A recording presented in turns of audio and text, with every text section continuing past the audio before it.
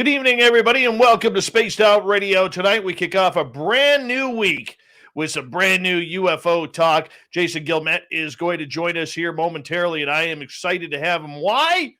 Because I love it when we get in some good Canadian kids here to talk some hockey and some UFOs. Maybe a light on the hockey, definitely UFOs, though. I hope you all had a good weekend. Here in British Columbia, we had a long weekend. Today is British Columbia Day. And so got to enjoy that. The beautiful smoke just rising over the mountains. And that's kind of the way it goes. So before we bring Jason in, let's give a quick shout out to everybody who is in our chat room so far. Race fan in the gold medal position. SJ takes home the silver. The UK zone, born and bred Jim Morris takes home the bronze medal. Hi, gorgeous Cosmic Fleur. Nicola, the lovely and talented Jenny Metz. The gorgeous Julie K has arrived. Nice to see you all. Snakes, how you doing? Hey, Grandpa Holland, how's them Gibsons? Let me know, please. We'd appreciate an update as we scroll on down. And there she is, everyone. Alaska's greatest athlete, the lovely and talented Emily Bigelow. And ufologist, good to see you. Mennonite Abe, thanks for coming on in. And who else do we have here? We have A.A. Ron Stone. Welcome to our chat room. Appreciate you coming on in. And Super Gary, there he is, everyone. Super Gary, take a bow. Gorgeous Aussie Ange, nice to see you. Thank you for joining us. We appreciate that. And there's Gregory Smith, good to see you. Lazarus, nice to have you here. Michael Smith, thank you for kicking off the Super Chat tonight. Really do appreciate it. It is a great way to support what we do on a nightly basis here on Spaced Out Radio. Jazz Ramblings, good to see you, kiddo. Helena, looking lovely tonight. Thanks for coming on in. John Swan, Mr. Man, Mr. Uncle Dale and his Power Stash are here. Yes, Uncle Dale's Power Stash will be signing autographs after the show. Not Uncle Dale, but Uncle Dale's Power Stash will be signing autographs after the show. Please do not touch the stash as it signs your autograph. That's the only thing he has. Todd Purdon, good to have you here. Drew Morris, how you doing? Cameron Burge, nice to see you here. Or is it Berg or Bergie? Let me know. Richard Elmore, nice to have you here. Ibarata, nice to see you. Science Melinda is here. She'll be signing autographs after the show as well. Line up to the right of the studio, to the right. Dirty Filth, Ozzy, oi, oi to you. Hi, Sandra. Hi, Sandra. Hi, Sandra. Jello, Nucker, nice to have you guys here. Harlan Boyd, good to see you. Thanks for coming on in. And who else we got here? We have Kurt Seltzer with a splash of lime, just to sweeten them up a little bit. Harvey Greensman, how are you, man? John Jackson, nice to have you here. The lovely and talented Jessica McCreary. The gorgeous Pam McSee. Blue Book, nice to have you here. Jean-Francois Charbois, welcome. Merci beaucoup for coming on in from Montreal. Sorry about your les habitants, my friend. And B. Hoff, nice to have you here. NP, good to see you. And Carol Indy, welcome to our chat room. You're just here for the first time chatting. Yay! All right. Carol Indy, nice to have you here. Bigfoot Michigan Rob, how was your weekend, buddy? Give me an update. You never text me anymore. I'm a little saddened by that. Yeah. Ever since you rubbed it in brutally that you were in Vegas.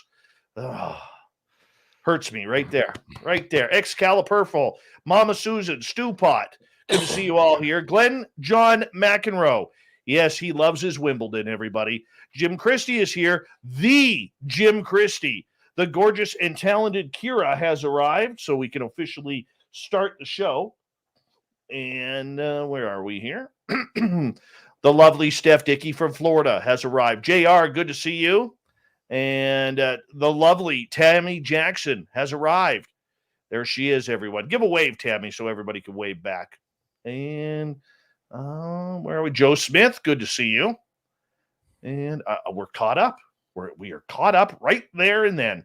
All right. Hey, Kevin, how you doing? Welcome in. All right, Jason Gilmette is our guest tonight. There he is.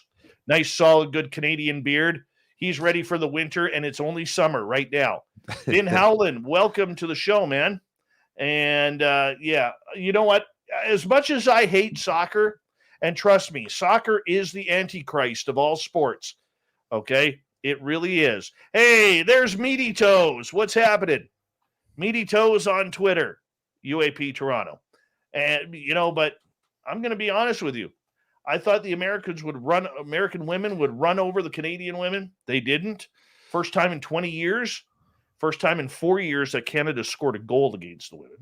All right, we're going to get going in 10 seconds here. Hit that subscribe button if you're new. Hi, Rich Hilke. Hi, Polar Eclipse. And hi, Big J. Here we go, everyone.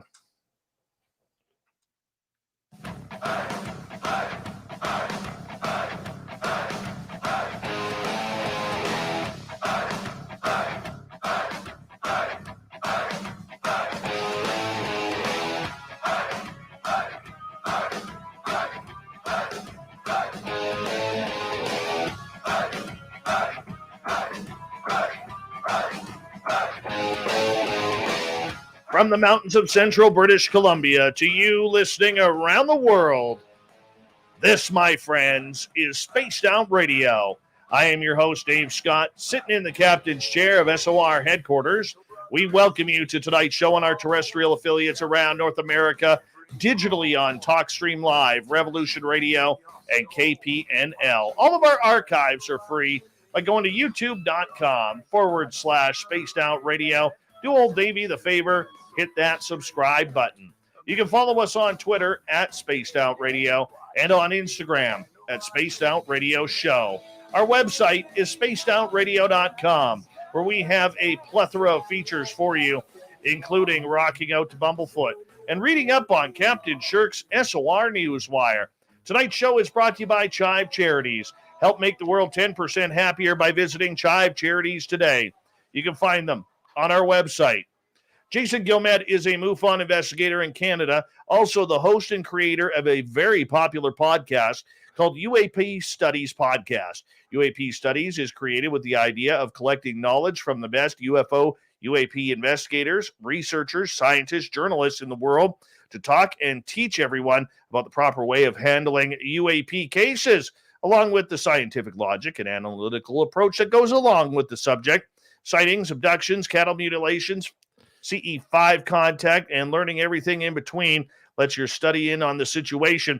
And you know what? This guy is from close to my hometown, which makes this one a little bit special because I'm in Abbotsford, British Columbia, or that's where I was born and raised. He's just down the highway in Chilliwack, British Columbia, which is a beautiful place as well. And you know what? We got to do this. Us Canucks have to stick together. How you doing, my friend? Welcome to Spaced Out Radio. I'm good. How are you? I am good. Thanks for having me on. I'm excited. This is big. This is I didn't think that, I'm not used to having this many people on in the chat while I'm normally talking to somebody. So usually the people hear it after the fact. So this is kind of cool that it's live, This is trippy. Well, you know what, man? Anytime I get an opportunity to talk some Canadian UFOs, especially with like 80% of our listenership being in the United States, everybody is so focused on what's happening in the U.S. that the audience actually does appreciate expanding that to hear what another country is talking about regarding this all-important subject.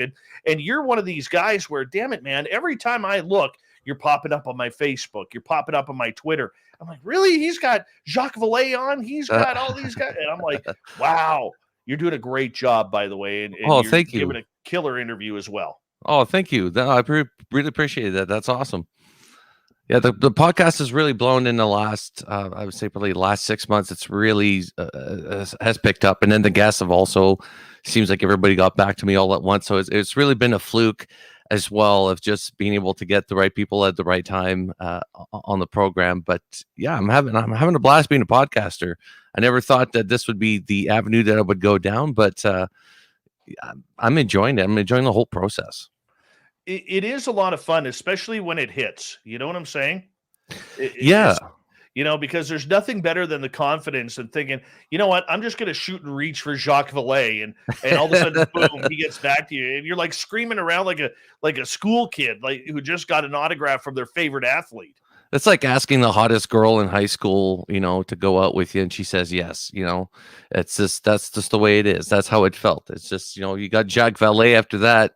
It's all gravy. But no, that one was a shocker. That's definitely the biggest guest that I've had on so far. And when he said he'd be willing to do it, I was like, cool. That means a lot. And I'm still in shock. I mean, the entire time I was talking to him, I think I was out of it. Like I had to listen to the episode 3 times to make sure that I was, coherent throughout, and you could hear my questions to Jacques and Paula when they were on. But yeah, that was definitely a cool moment for me this year. I told Jacques and Paula that you guys made my year, and he's like, the year's not over yet. You got plenty to go. So I was like, okay, but still, if I could say that I got one great interview this year out of Jacques and Paula, so far, I'm having a blast doing this.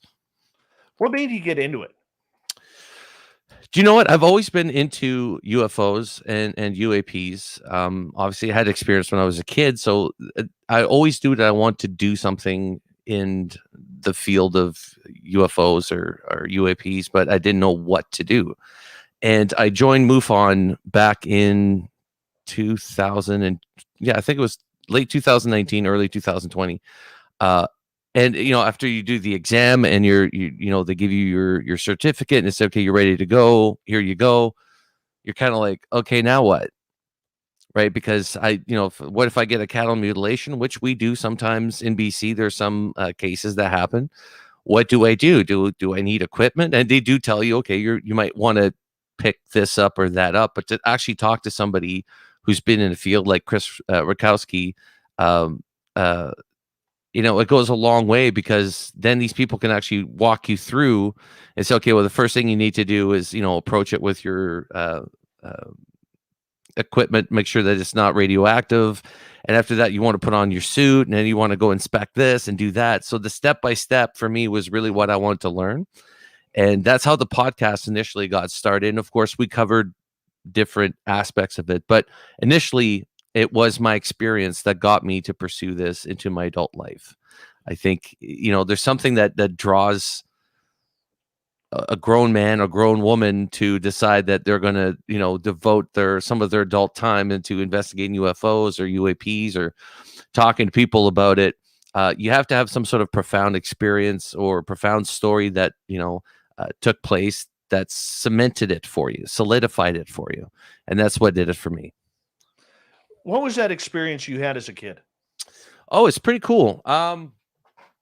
The one that I have had 2, but the one that I remember the most was the age of about 13, 14 years old, and we're living in a small town of Cadillac, Quebec. And Cadillac, Quebec is so small that if you leave town to go see the doctor, they have to change the population sign. Like, it's that small. So one night we're walking back home from a friend's house. We're not walking back home. My brother's doubling me on the bike, and I'm sitting on the handlebars of the bike while he's pedaling in the back. And we're not identical twins, by the way, but we are twins, and there's a connection between twins and sightings for some reason. But anyways, as we're riding along, I could see home. Like, home is not that far away from where we are. And all of a sudden, we get bathed in this intense red light. Like, I mean, bright. Out of nowhere. And I mean, it's 9:00 at night. The sun's already set. That you see the stars out. It's beautiful, clear night. And the minute we got hit, I just remember looking at my arms that were holding the handlebars, and they're all lit red, all the hairs on my arms, all the rocks around us. So I looked up, which I thought was a transformer on a telephone pole that had blown up. That's the only logical thing that I could think of at the time.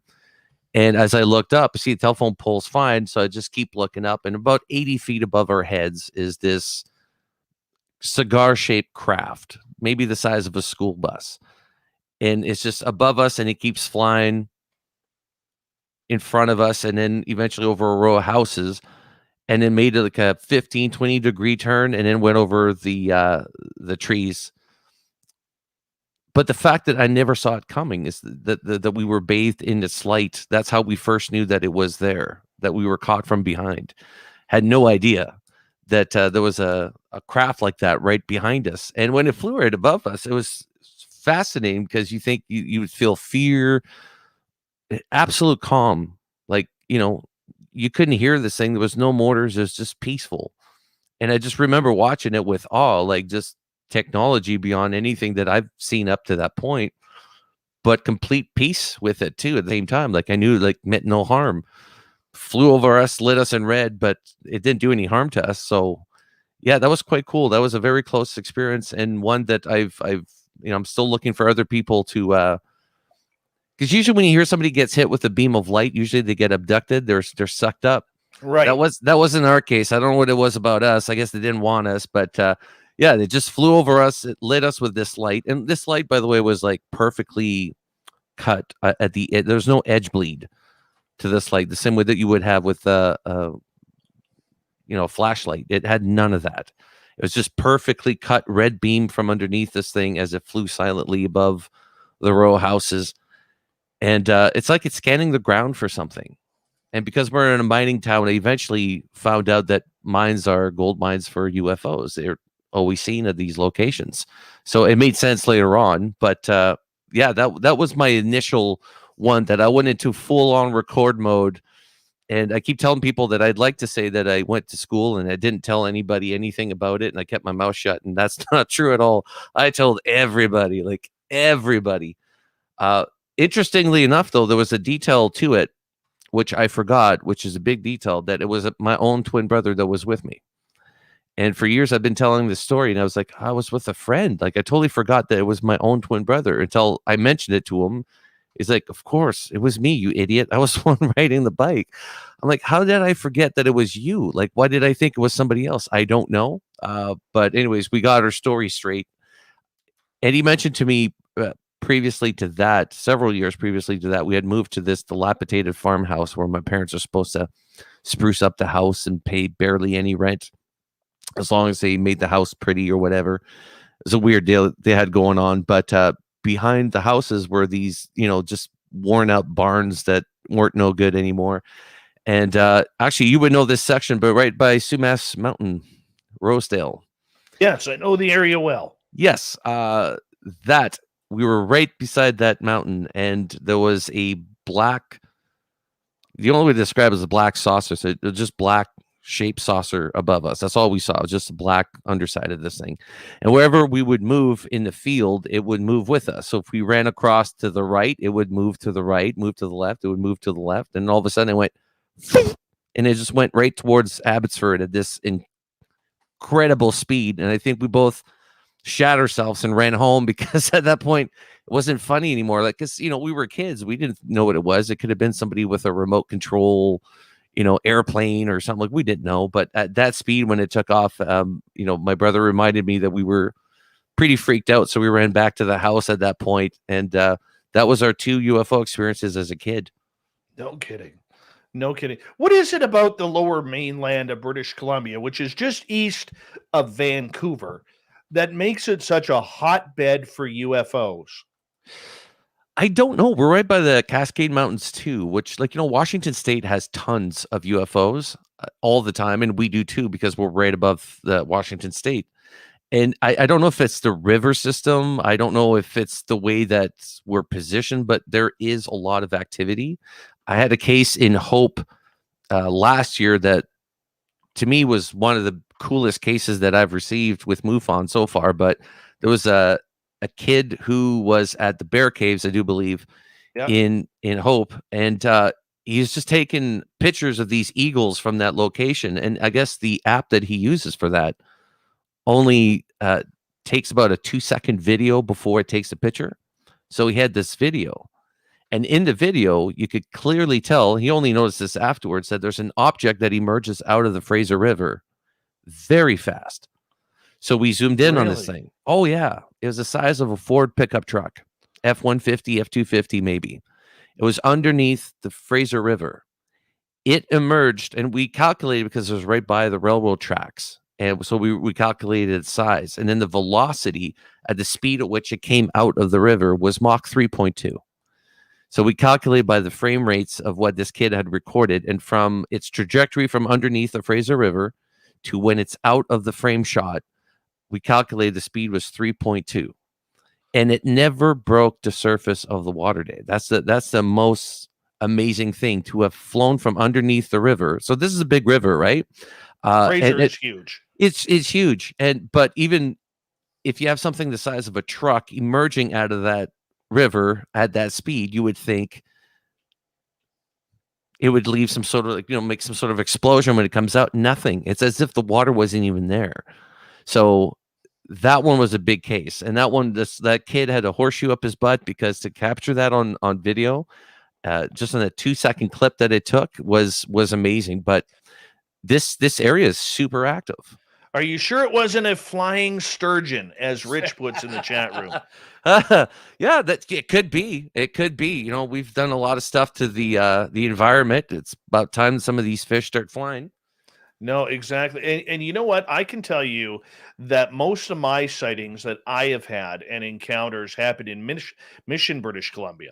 Yeah. And which is, there's a little triangle. If you look on a map, there's a triangle of Mission in the north, across the Fraser River, Abbotsford to the south, which is right by the U.S. border, and then over to Chilliwack of the Fraser Valley, deep in the Fraser Valley. And those areas are complete with UFO sightings, from black triangles to absolutely everything in between, including a lot of extraterrestrial sightings up in the mountains and where the Sasquatch are. It's highly, there's a lot of high mountains in that area where people claim to have Sasquatch sightings. So there's a lot going on in that area. But I mean, to calculate that coming out of the Fraser River, that absolutely blows my mind for two reasons. Number one, if anybody has seen pictures of the Fraser River or knows the Fraser River, they will know that it is a very muddy river. It starts about 3/4 of the way up north. And the Fraser River is a huge river, okay? Like in miles, it's probably 1,600 miles long. And once you get to about the 2/3 point, all of this clay and embankment changes the color of the river from clear water to absolute, like this muddy color. You can't see underneath the river. It's so dirty. And so the fact that the river is so dirty, and yet it is filled with logs, and because it's not a deep river, but it's filled with logs, it's filled with all sorts of debris. It's not deep. It's got a huge, brutally fast current. Kills people. Yeah. It kills people. And I'm very surprised that this is even going on coming out of the river. Yeah, well, it shocked me as well, because I didn't think anything would be this close to us. That and this was one of the first cases that I got with MUFON too, which is like, hey, this is in your backyard. I'm like, holy crap, is it ever in my backyard? But the thing is, we keep saying, UFOs or, UAPs, and we keep thinking, okay, they're always in the sky. Watch the skies. We have tons of programs like that, but they're in the water too. And they're in the water, and then they go into the skies.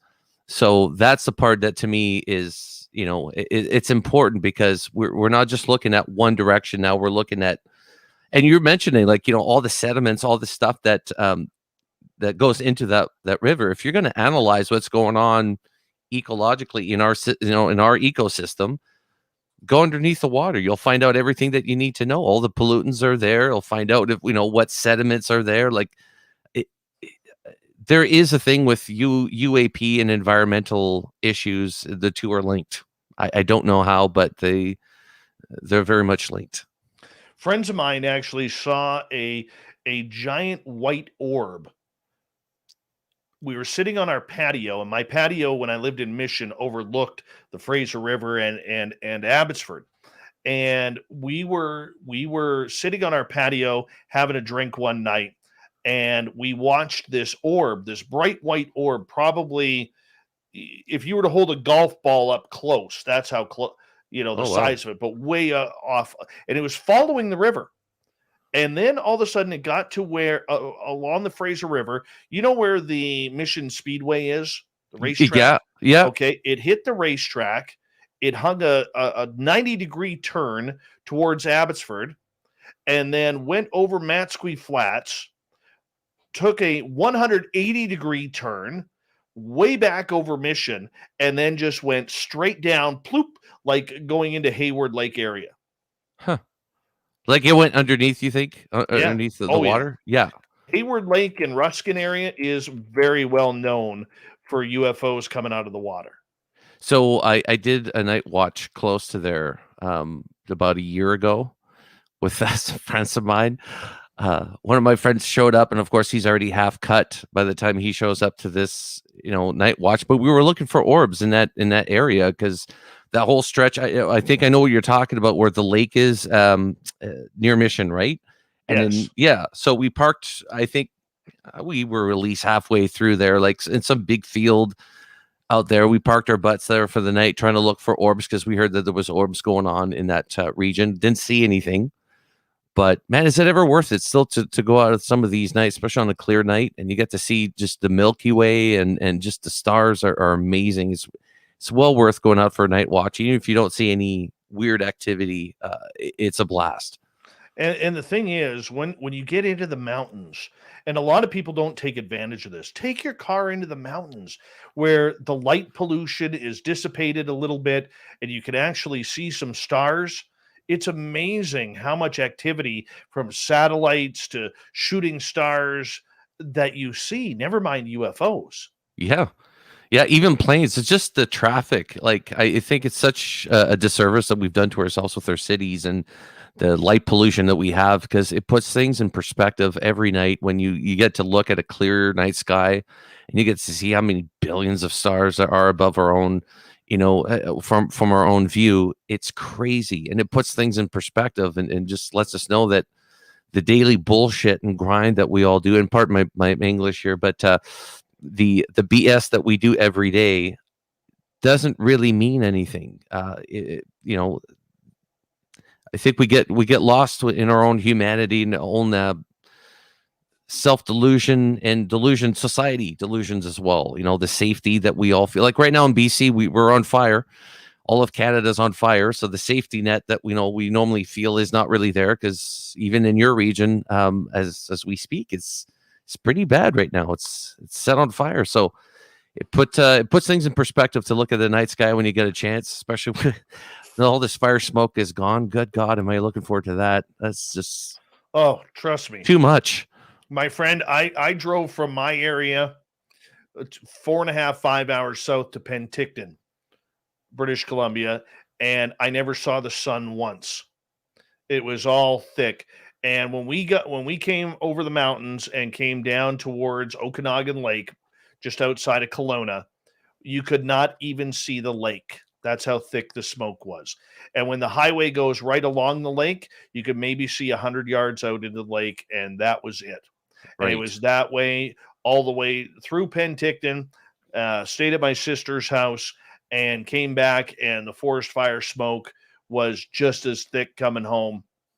And it's terrible. Like, I think my area right now, right through the Okanagan, has the worst air quality in North America right now, if not the world.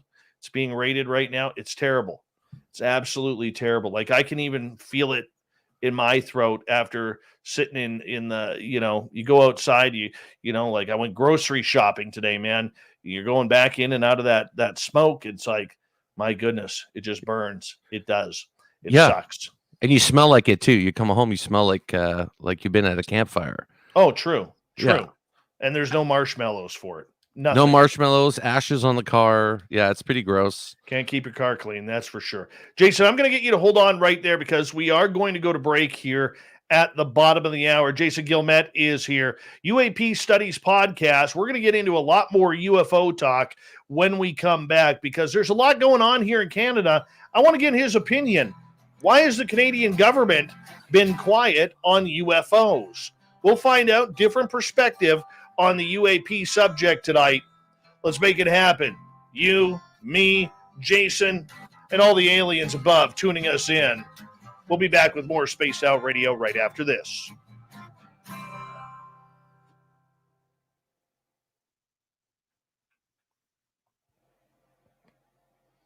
All right, we're clear. So just as a reminder, YouTube can hear us right now. Good. I wasn't going to say anything offensive, so yeah, we're good. Yeah, I'm just welcoming everybody in here. Hi, the Ronald Penton. The Ronald Penton. One. Big J, how are you, buddy? Good to see you. Hi, Nikki, looking lovely tonight. Jim Lucier, how you doing? Wave, Jim. You're in Saskatchewan. Make sure you wave because everybody will be able to see you. It's flat there. Oob to Joe's Maine, who just had a birthday, celebrating his beautiful hair for another turn around the earth. We love you, Joe. I hope you had a great one, man. And Night Gazer, good to see you. John Doe, thank you for coming on in. And $5,900, good to see you. And Sam Faz, nice to have you here. Travis DeLuca, how you doing, man? Good to see you. And we're caught up. 130. If we're at 130 now, we'll probably hit 126 on YouTube, 133 total. We'll probably hit 180 to 200 tonight, which will be cool. Sweet Donnie D, what's happening? All of a sudden I forgot how to talk there. And English could be hard. The lovely and talented Kilbasa Nova, how are you? Oh, by the way, I will be speaking in San Francisco in February again, so I hope to meet up with you again. Get you another poster. I should get some new posters made up this year. I probably will. Let's see here. You having fun, Jay? Oh, absolutely. Yeah, it's just nice to be able to socialize. Yeah, man. Dude, out of the freezer. That just trips me out. Yeah, that's just one small case. I mean, I'm sure this happens on a weekly basis. It's just that we don't catch them, right? Yeah, absolutely. But yeah, Fraser and I wish Sumas Mountain wasn't there because then we would be able to see a lot more of the activity over in the Mission area. Yeah, but it blocks. But it's everywhere around that mountain. That mountain is central to a lot of the activity. When the first black triangle I saw. We saw this orange rod with two silver orbs on an end, looked like an old school dumbbell, come right over that mountain because I could see that mountain from my house in Mission. Right. We watched this dumbbell come straight across the sky, and then like 25 minutes later, man, black triangle sitting over top of my house with these orange rods connected by all these silver orbs underneath the undercarriage, filling up the undercarriage. It was nuts. Wow. And you saw that from near Sumas Mountain? No, that was over top of my that was over top of my house. Oh. Yeah, dude. It was crazy. Yeah, Sinister Vax, good to see you. Sorry. Solar Warden, nice to have you here, my friend. And who else has come on in here? Sherry Lynn, looking lovely and talented tonight. And Eden's, nice to have you back. All right. Sorry about that, Jay. No worries. No, I was going to say just the amount of black triangle cases that are out here that people have seen. It's too much. Yeah, it's too much. Oh, yeah. We saw one. You'll be able to understand. Thank you, Jazz, for the great super chat. Really do appreciate that. Thank you so much, kiddo. Aiden, good to see you. We saw one black triangle. If you would have laid this down on the ground, okay, and I'm just surmising here from looking at it in the sky. My friend and I saw this black triangle that if you would have put it on the ground, probably would have covered up Abbotsford to Mission. Oh, really? Yeah, it was massive. And we watched it. So it started like this in the triangle. It slowly started to turn this way to point away from Vancouver. And then because, the flight line from YVR goes straight over the Lower Mainland. Right. We saw this jet from YVR take coming over, and it's lights flashing. And then all of a sudden, the lights on the triangle, which are like that, this one went out, and then the top one went out. It was crazy. It was crazy. Yeah, it flew above downtown Chilliwack as well over midnight. Somebody had described it on MUFON as flying right down over downtown Chilliwack, and a bunch of people saw it as well. Hold on, buddy. We're going to come back in like 10 No seconds. worries. That was about 2014. Hold on.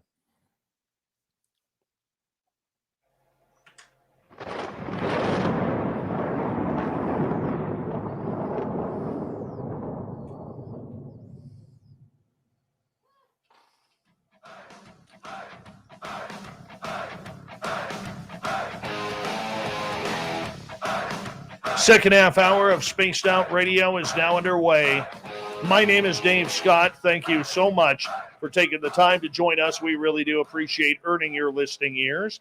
Want to remind you that if you miss portions of this show or others, check out our free archives by going to youtube.com/Spaced Out Radio. Do me the favor, hit that subscribe button. Our website is spacedoutradio.com, where we have a plethora of features for you, including rocking out to Bumblefoot and reading up on Captain Shirk's SOR Newswire. Follow us on Twitter at Spaced Out Radio and on Instagram at Spaced Out Radio Show. We continue on tonight with Jason Gilmette. He is the host of UAP Studies Podcast, very popular UFO podcast. It's really starting to take off, and he's a good Canadian kid from Chilliwack, British Columbia. Height unknown, weight unknown, as we like our wrestling terminology around here. Jason, let's talk some UFOs, man. Thank you for joining us. Hey, let's do it anytime. Yeah, I really appreciate that. Hey, I want to ask you in regards to Canada. All right, you're Canadian, I'm Canadian. Most of our listeners are in the U.S., but do you not find it funny, or maybe a little bit irritating, I'm going to use that word, that the Canadian media will cover the subject of UFOs from an American standpoint, but will never, ever ask any politicians? Seems like they test the waters out first, make sure that it's okay. And then it's like, but it's not really breaking news. At least Canada, we have Global and CTV. They're not breaking newsworthy, stations. They're really behind the helm when it comes down to that. Jagmeet Singh, the Jagmeet Singh. Yeah. There's people were saying, oh, he'd make a great prime minister. So I wrote on his wall when it was one of his campaigns, like, are you going to talk about the UAP issue in Canada? Like, it's not just now it's an issue that actually needs to be brought up in political campaigns. It's not just healthcare. It's not just, school, but what about UAPs? Are you going to tell us anything about UAPs? Are you going to, and Canada's always been quiet on this subject. We've been working, pretty much hand in hand with the US since 1947 when it comes down to this. We've had, Canada, even talking to Jacques Vallée the other day, and he was talking about stuff about, Canada working side by side with the US, and the US wanted to share part of a crashed UFO with Canada, but mentioned to the gentleman in question that the UFO subject in the United States has a higher clearance than the Manhattan Project, a higher clearance level than the nuclear bomb. That's how important they hold this subject. And Canada's been involved with the states in regards to this since 1947. So the fact that we're still quiet about it and we let always our American brothers and sisters take the helm on this, to me, that's wrong. Now it's a time where every country needs to step up and say, you know what, we have this problem too. And we have the exact same problem as the states, except, we don't have the military that the states does. Like, do you ever go to the air shows, like the ones we have in Abbotsford? Right? All the time, man. Do you ever think, whenever you look at our army and like the booths that we have there with the old Jeeps and stuff, do you ever think to yourself how screwed we are if ever we landed to like another war, like just how we don't have the equipment? I have friends in the military, and they're saying they barely could get the boots that they need on time. So we definitely don't have the technology to create these black triangles or what are they? TR3Bs. And even that, speaking with David Marlowe, he's like, nope, that's not our technology. If it was our technology, the person that would have leaked that technology would have been in major caucus. There have been major lawsuits and only that, but breach of, technical, I don't know what the technical term of it is, but basically releasing information to the public. There would have been some major repercussions to that. And yet the person that talked about it, nothing ever happened. Yet, if you go back in Canadian history, we have a huge history, or Canada, I shouldn't say we because I'm the host, I'm supposed to be impartial here, but Canada does have a major history of UFO events dating back to Shag Harbor and the Falcon Lake incident with Stefan Mikulik.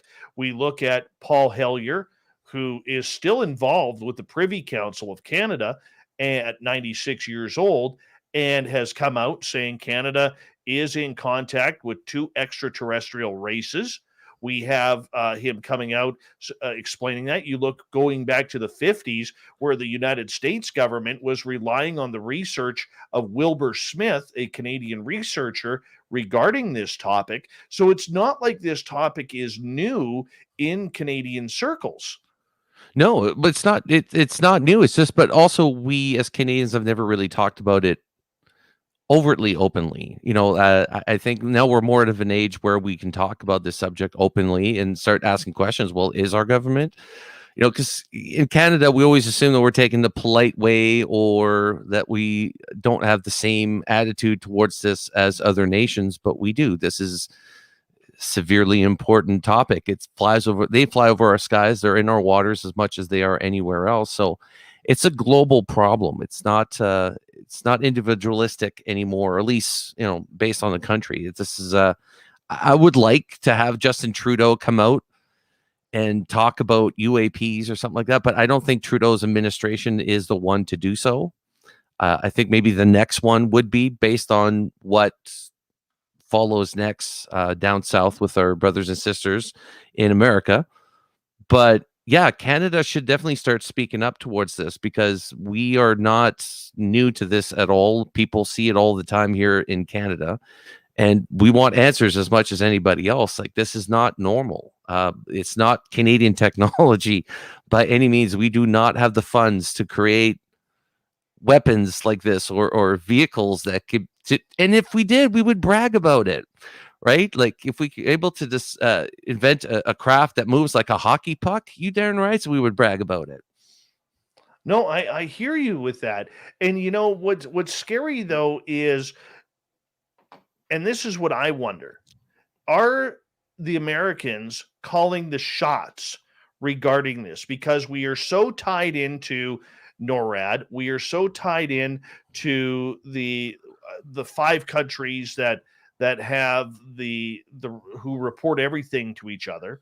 All right, we have all of this information in front of us that we are there, and I'm wondering if Big Brother down south is not saying to the Canadian government, shut up, just keep quiet on it. We don't need people knowing what's hidden at Cold Lake, Alberta, at the big Canadian Forces base there. We don't need people hitting up your Navy or anything like that. I just don't see that happening.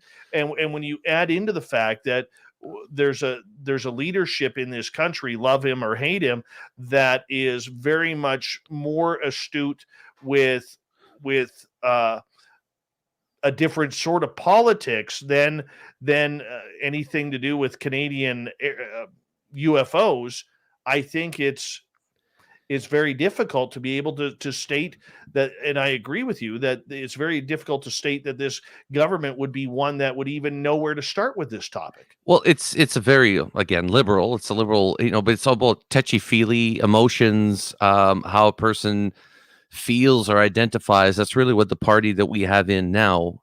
So the subject of talking about UAPs or visitors from somewhere else, look, whether they're extraterrestrial or interdimensional, still weird for the Canadian government to want to talk about that before anybody else. And yeah, Canada is under the leadership of the Americans when it comes down to that. We're more like a Dwight Schrute. You know what I mean? Like, we're always by the Americans, no matter what, silently. And sometimes they don't even to tell us to shut up. We'll just shut up because that's our relationship with them. That's how we've treated things in the past. But even when they were starting to look into UFOs flying above American and Canadian airspace, they had made some sort of agreement to say, okay, well, whenever that happens, you report it to the American flight.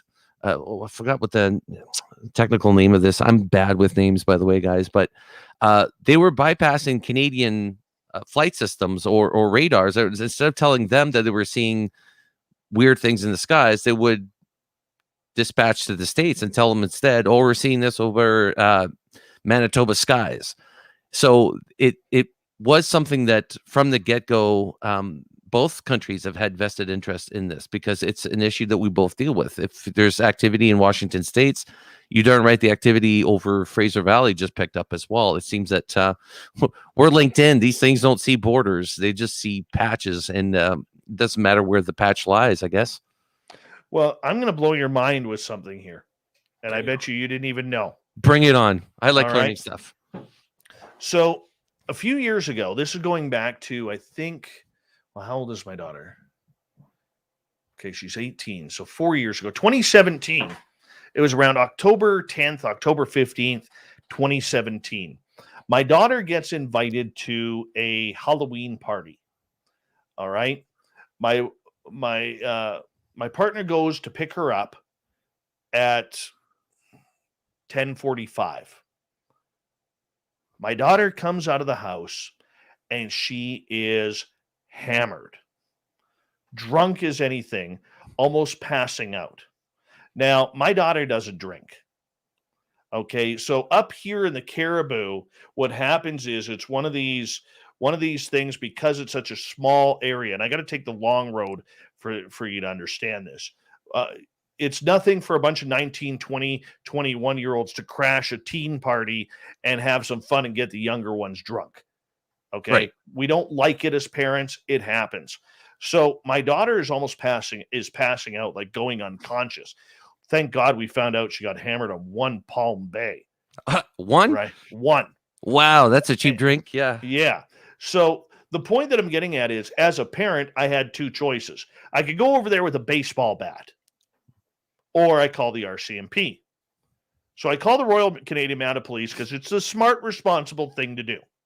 And I start talking to this officer. I'm going to leave his name out of it. And we're talking in regards to this. And he went and broke up the party. He calls. He's like, what time are you sleeping till? Because I'll phone you back with an update. Got called with an update afterwards on the charges that were laid of, allowing alcohol to minors and all this, which was fine by me. Daughter was just, she was able to come through that without us having to take her to the hospital or anything like that, which it was scary. I'd never seen that before. Right. Long story short, I don't know why I had the gall to ask this guy. Okay. But I said, hey, can I ask you a question way off topic? And he didn't know I do this radio show. He goes, sure. I said, what's the RCMP protocol of UFOs? And blew my mind, dude. He says, no laughing, nothing. Straight laced. He answers me and he goes, in the air or on the ground? And I said, what? He goes, and he starts laughing. He goes, boy, are you asking the right guy? Because I spent some time in the Canadian Armed Forces working in navigation. I said, well, let's start with in the air. He goes, okay, if it's in the air, he goes, and it's not leaving, and it's just kind of hovering. He goes, the file goes immediately. When the call comes in, the file immediately goes to the staff sergeant on duty, who immediately has to report it to headquarters in Ottawa. And they immediately contact NORAD, who dispatches the two closest CF-18 Hornets to try and intercept it. And I went, okay. I said, well, what if it's on the ground? He goes, that I'm not sure. He goes, but I think if it's on the ground and there are occupants out of this craft, if there's no military base around, they would call us in to cordon off the area before they would get the military, or before the military could arrive, and wait for the military to take over. I said, so what you're telling me is this. I said, for every Canadian report that goes to the RCMP, so when you file a report with the police, much like any other police force, you have to give your name, your phone number, your date of birth, your address, how long it takes hot water to come out of the kitchen sink. You got to give them all that information. Yeah. But here's what I found out. That personal information goes to NORAD. Because it's all attached to the report. And that's interesting that their first response would be to wait for the military or to dispatch the military. That's always their response. You know, that's our response to anything. Oh, military, bring in the guns. But here's the thing, dude. How many Canadians who have seen UFOs have their personal information sitting in NORAD? Good point. That's what's scary. That's what's scary because, and I'll tell you why I went on that point, because I've had a lot of Canadian guests, experiencers, who've had some real what I call American experiences. FBI, CIA come into their door, My Labs, MK Ultra. We think of these as American type programs. And I couldn't understand why Canadian people were experiencing this. And then RCMP are giving that data to NORAD, who runs NORAD. Which is weird that they don't take care of this. You think the RCMP is almost like the FBI of, Canada. You think they would have some sort of, or CSIS, or at least give it to CSIS or something like a company like that, but yeah, it's strange that their reports goes like basically they don't deal with it. It's it's outsourced. If anything happens, it's outsourced. We just show up, block things off. Other people come in and take care of the helm. But even here in Chilliwack, I dropped off business cards. I had some MUFON cards made, and I dropped some off at the local RCMP detachment here. And when I gave it to the girl that was up front behind the big, glass and stuff like that, and I'm trying to slip the cards underneath that little dip that they have underneath the window, and I could see when she first read the card, and then she started smiling, and she's like trying to hide, as if she's trying to hide a full-blown smile underneath her hand. And I thought, that is so weird that the stigma still surrounded this issue. It's still here in the RCMP when they're the ones 80% of all the big cases involve the police officers at some point, or a police officer is the one who calls it in. So it's just weird that that they still have that attitude in the department, that's still how they feel about it, or that they're not educated on it. That's not something that you think the police officers would get in their training, how to handle UFOs. But there's a history of RCMP investigating UFOs in this country. So you think they, at this point, would be the go-to. It's weird that they're still sending all that information to somebody else. Yeah, but I mean, you think about it, when NORAD controls the air in North America, they have to be able to see where it comes from. That's what it was. And what's happening. I think it was Transport Canada. The story I was talking about in the 1940s, it was Transport Canada was who they were supposed to talk to if they encountered anything strange over Canadian skies. But the Americans said, no, just bypass that and talk to, and it was the American equivalent of that at the time in 1947. And interestingly enough, 1947, I kept thinking that, that's the year where, you have Roswell in July, and then by Christmas, you have all these 3-lettered defense departments that have been, sprung up, FBI, CIA, all within the same year, which is really weird. It's like, was it just coincidence, or was there something, a buildup at that point? And if you guys get a chance to read the Trinity, the newest book by Jacques Vallée, you realize that the government had their hands on one of these crafts before 1947. They had their hands on this craft, or a craft similar, in 1945.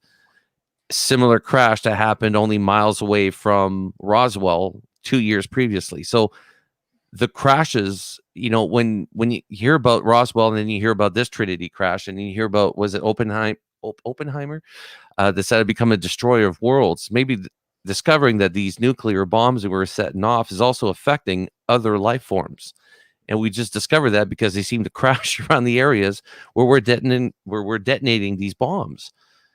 And it's true that everybody that you talk to, you start looking into this, there's something that has to do with the nuclear technology that we have, and then the emergence, or the social awareness of the situation that came about. And that's all because of, what we did with the nuclear weapons. That's really when UFOs became a thing that we were now all paying attention to.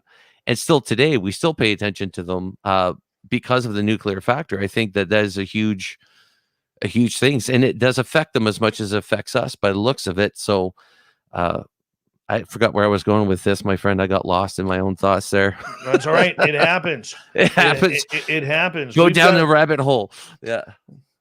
We've got 3 minutes before we have to go to break here at the top of the hour. Jason Gilmette is our guest tonight. He's the host of UAP Studies Podcast. You know, the big thing for me with Canada is the silence out of the government. I know the Conservative Party has interest in this subject. I've talked to people within that circle in Ottawa about that personally. I can't say what those conversations are, but we've had those talks. What was the feel? Like, what did you get from them? They are waiting for something to tie Canada into the US. So they're waiting for an invitation. No, they're wait. I can't. It's tough for me to say right now because I kind of gave my word. Okay, gotcha. But I can tell you this: the Conservative Party of Canada, who is in the official opposition, has a very vested interest in this subject. They want to know what's going on and why they aren't talking about it, why they didn't bring it up. I told the guy, one of my sources the other day, I said, you guys as a party dropped the ball when the DNI report came out in the United States. I said it went to Parliament in the United Kingdom. Why didn't it go to Parliament here during question period? Couldn't answer that question because somebody didn't bring it up. And it's as simple as that. Why they aren't bringing it up when they are familiar with it, this is what I don't have an idea. So do you think it is, with 90 seconds to go, that Canada has a very, very big problem where if we don't talk about it, it doesn't exist, especially when it comes to politics? Yeah. I often said that it's the same thing as like domestic abuse.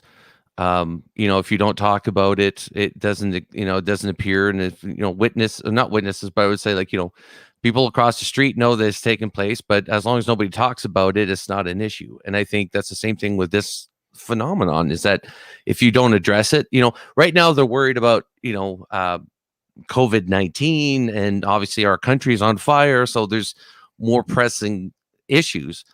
But I think, yeah, the UAP, they could only dance around this subject long enough before we start, people like yourselves and people that are in journalists, asking them the tough questions like, hey, you guys have been silent on this. States have been talking about it for the past, let's say 2 years. Where's Canada's stance on this? I would like to know personally if Canada has a role to play in any of this. I'm sure we do, but is it as in depth as I'd like to think that it is? Like, I think it is. You think? Yeah, I think it is. And I will tell you this, from what I know, I do believe and that there is a secret group in Ottawa that deals with this situation and how much it gets out and how much it doesn't. And if my source is correct, that's what's happening. So are they, you think they're just waiting? They're just biding their time for something more concrete to come out of the States before they speak up? That's exactly what I think. They're too stupid and too yellow-bellied to do it on their own. Yeah, that sounds. But I could be wrong, so CSIS, don't report me on that. All right, I know we're broadcast in Ontario, so I mean, don't be hitting me on that, CSIS. That's not fair. But if CSIS, you want a phone call, hey, I'm willing to have that call. Jason, I'm going to get you to hold on right there because we are going to go to break here at the top of the hour. We got a very busy show, 1 hour down already with UAP Studies Podcast host Jason Gilmette. We're going to talk more UFOs when we come back on Spaced Out Radio, so stick around right after this.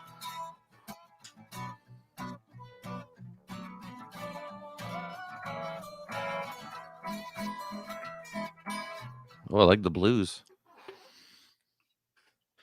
My friend, I'm just going to run my dogs outside. I'll put you on mute, and I'll be right back. We got like 5.5 minutes, okay? I'll go to the loo, so we're good. All right, man. Be right back, people.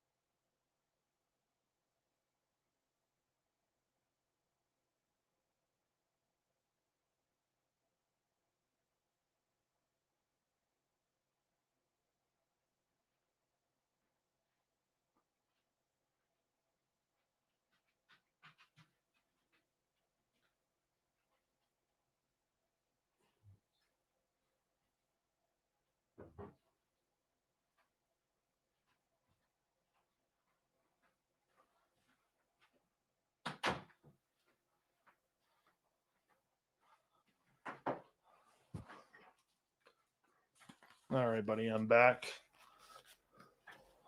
All right, put you there. I need you to unmute your mic. There you are. Unmuted. There we go. Perfect. Yeah, no, I was just reading through the Canadian, if you will, disclosure papers that we have available. But I was trying to find that section I was talking about earlier, but I can't find it. This thing's too big. I highlighted it too, I'm sure. It's quite okay. It's quite okay. It's quite a lot of bit to read through anyways. It is ridiculous how quiet the government is on it. And that the media, I don't know, I can't tell you, man, how many interviews I have done across Canada, and not once has any of the hosts asked me if Canada has a role in this. If I had any role to play in it, yeah, which I'm sure we do. Oh, for sure we do. For sure. But we're good. Unlike we're pretty good at hiding things. Even CSIS. You never hear about CSIS. You never hear like, oh, CSIS fucked up another job. Oh yeah. You never hear that. CSIS seems to be pretty good at what they're doing. So I think Canadian intelligence and secrecy's a little bit better on that front. Less rumors coming around from the Canadian front. Oh, for sure. For sure. All right, my friend, we got 20 seconds. A big thank you to both Jazz and Michael for the awesome super chats kicking it off this week.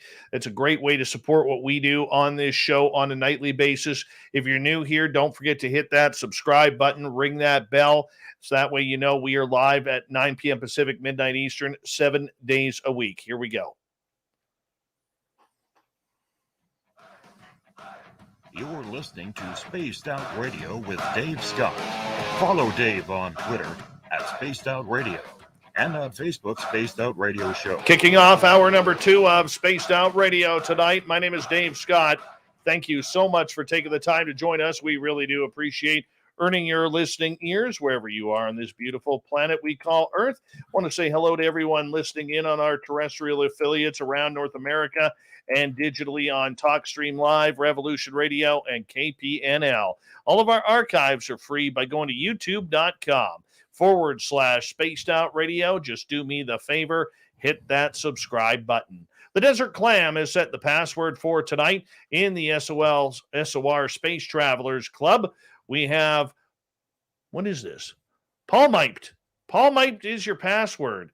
Use it wisely, space travelers, as the Clam sets the password each and every night right here on Spaced Out Radio.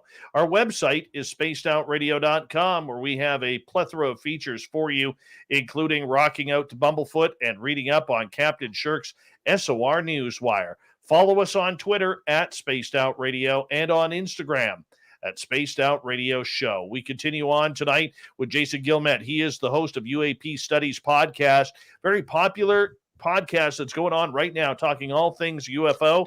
And Jason, thank you so much for joining us. We really do appreciate it. Hey, I'm having a blast. So again, thank you for having me on. We talked about Canada's role in ufology the last half hour.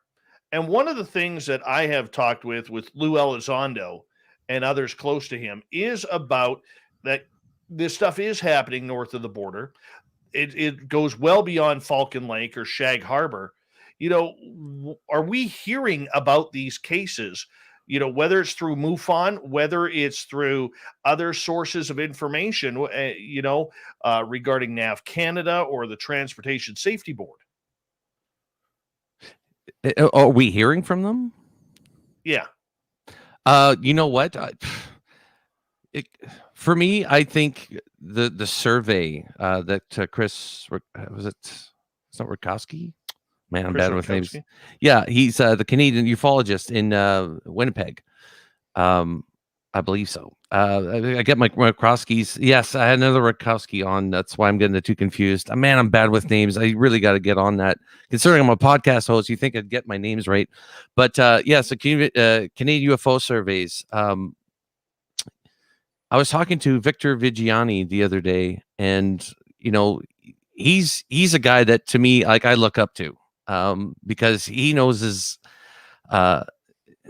the political system, anyways, of Canada. He's trying to get the political system going as well.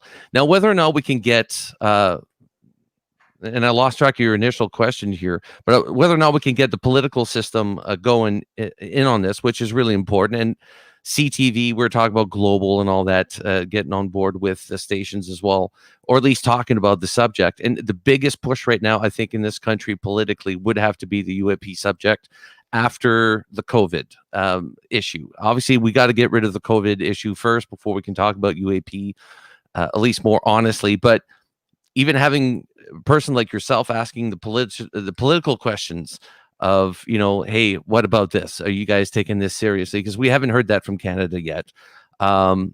You're gonna have to rephrase your question for me, my man, Dave, because I totally forgot. That's okay. We could go down this angle. There is a lot of good Canadian ufologists out there. You mentioned Victor Vigiani. Mm-hmm. There's Grant Cameron. There's a number of good, strong people out there. Chris Rakowski, another one, who are out there trying to bring some light to this subject, more than just a UFO report that happens annually. And yet here we are discussing a topic straight out of, sci-fi that could affect everybody in Canada, and never mind the world. And our government officials are mum on it. They're silent on it. But that's, we're not surprised, because the thing is, something like this, it's like, how do you address it? And I keep thinking about, I like, Trudeau can talk his way around anything, but I'd like to hear him talk his way around this, because his dad was prime minister as well. For people that don't know, Trudeau's father was a prime minister of Canada as well, back in his 70s, early 80s. And, this has got to be something that was around back then as well. I would like, to have more faith in the Canadian system when it comes down to disclosure. I think I'm most likely banking on the American political system right now for any good UFO news or UAP related news. I think Canada is going to be still playing it way too close. Like, they're not going to cover it on the media anytime soon. You're not going to get CTV wanting to do an exclusive, brand new special on this. It's always going to be small morsels. And even what I've seen, they've changed the tone with some of the people now. I don't know if you've noticed that, but whenever they interview people, it's not as lighthearted subject as it used to be. They're taking it with a lot more severity, seriousness too, when it comes down to the topic. Because it used to be, talk UFOs. Oh, we have, Dave Scott today, and they'd bring in this UFO sound effect. And do you believe in aliens? Like, start making fun of the subject before you could even start talking about it. And, I was mentioning that too. It's not just the what people see in the sky, in the water, but it's also the effect. The abduction phenomenon is something that I would like to specialize in. I think, if anything, it would be working with abductees or cases thereof. That's something that's always been close to my heart, something I want to work with. So when we're talking about UFOs, it's not just what we see in the skies, but it's the cattle mutilation, the abduction cases. So if they're going to validate that, yes, we have things flying over our skies, and yes, we don't know what they are. If one thing is real, the others, it gives credibility to everything else. It does give credibility now to people that saying, hey, some weird stuff happens to me every once in a while. I get plucked out of reality. Or, we got lots of cows and farm animals in the Fraser Valley. And how many farmers and stuff like that are having cattle, being mutilated, but they never report it, because that's just not something that you report, or there's nothing that could be done about it.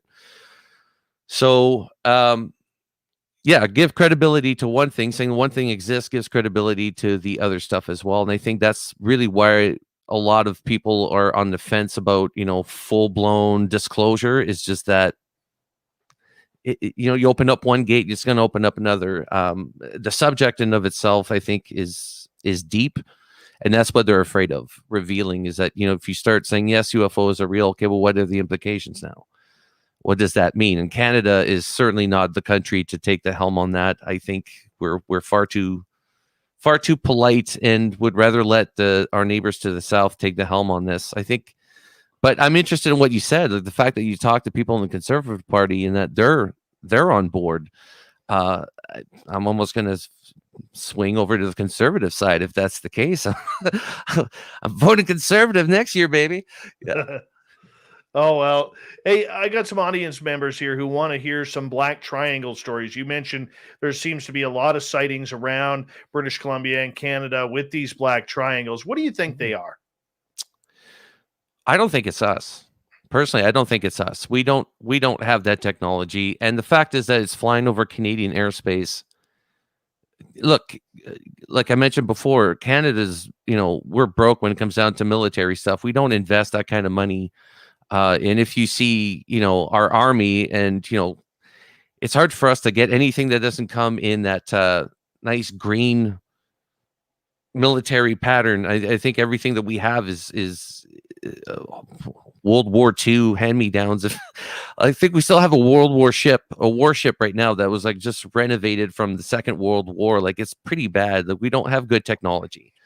I don't think this is us. I don't think it's, and when I say us, I don't think it's human. I really don't. If it was us, we would know that by now.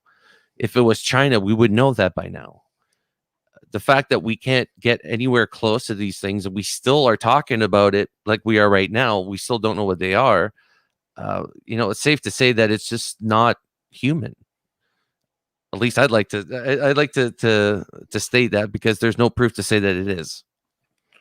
At this time, no, but there's a lot of people out there who believe these black triangles, nicknamed the TR3B, are something that is out of the U.S. government and maybe some sort of fancy hidden technologically aircraft.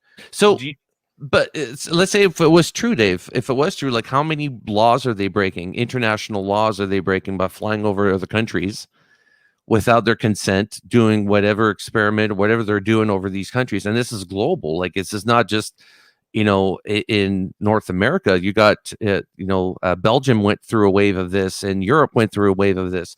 So it would be a country that would be flying over airspace with, impunity. Like, you can't do anything about it. I just don't think the states could stretch themselves that far with that technology. Like, they would keep it local, I think. Yeah, that's my thought on that anyways. Well, how often are black triangles being spotted in your area? I would say there's at least good 2 solid cases a year that we must be getting, or even looking at UFO BC and seeing the people that are reporting what they're reporting there. I did a test a while back where I just said, hey, have you seen this? And I sort of posted a couple of pictures of black triangles. And I said, if you live within, the White Rock, Langley, Abbotsford region, and you've seen this, and the amount of people that were sharing that and tagging their friends, hey, Tamara, isn't that what we saw? And like, I just was watching the thread, just like the amount of people that have seen these things around the Fraser Valley is insane. And it's hard. Like, I'd like to say it's once or twice a month, but man, like, some people that work in mines, they see like up to 5 of them a night. So really? Yeah, in mines are extremely important for UFO watching. If you're going to be a spacefaring creature, or just to say species, you're going to look for minerals in on whatever planet you're at, where you're not going to go fly back home to get certain minerals. So these big industrial mining places that we have is a huge attraction to these black triangles as well. I had one gentleman who worked at one of these mines, and he thought the truckers were making fun of him. They were telling him, "Oh, wait till you see them at night." And even orbs will sometimes just follow the trucks at night while they're driving. So this is something that even within the mining community, they're aware of. That is insane. Absolutely insane. All right. Let's get to a question from Solar Warden here. On border UFO relations, do we think it's possible the United States is actually dictating when Canada speaks on the matter? I personally, I'm going to say, yeah, I think so. I think the states have a major role to play in this and telling us when to step up, or even just the government, like we were mentioning, the government that we have now is a wrong government to be using to disclose this information. So I think, yeah, the states might be, I think Canada's just going to watch the show for the time being. And when the state says, hey, it's time for you to step up, maybe then Canada will add its 2 cents, but Canada will never be the country. Like, it's, I'm not saying we're cowardly, but we never take the helm on anything like that. We don't want to be seen as anything else but the polite Canadian to the north. We're not going to start waving the flag of UFOs, because what's that going to do to the community image that we have, right? But I think we're getting to that point where every country is going to start saying we need to start talking about it openly. If not, even the UN, like, why not form a UN group in relation to this, I hear you there. Nicola is asking, Jason, do you think Canada has back engineered a downed UFO? I think Canada's helped engineer some aspects of downed UFOs for sure. Like, even talking with experts on the podcast, and even like Jacques Vallée mentioned, that Canadians have been working with Americans on this since the start. If the Americans have recovered, crashed crafts, you are damn straight Canadians have been in there. Canadian scientists, even something crashes on our side, we would probably call the United States to handle this, since they have more of a robust budget for this sort of stuff. So I think Canada helped for sure. If anything, we'll find out in the future that Canadians did play a role in something. I think that if something does happen, and I'll add to this, I think that any craft that the Canadian government gets immediately gets picked up and taken to the U.S. That's what I believe happens. If it's small enough to get inside a transport plane, I believe that's what happens. If not, they get it up to Cold Lake, Alberta, which is it would be the size, for our American friends, it would be the size of Nellis Air Force Range, in Nevada. And I think that's where they do a lot of the testing on them. That being said, I think the Americans have the upper hand on that because they have the experience and the technology and the money to do so. And I think it's one of those little hidden treaty things that if there is a UFO crash in Canada, that the Americans get the craft. I would believe that would be the case. Even flying a craft, like if you're, in Canada, is a perfect area. I mean, we got so much space, whereas the United States, I mean, you got 300 million people spread. It's harder for them to do test flights and stuff like that within their own country. But in Canada, you go up north to do your test flights.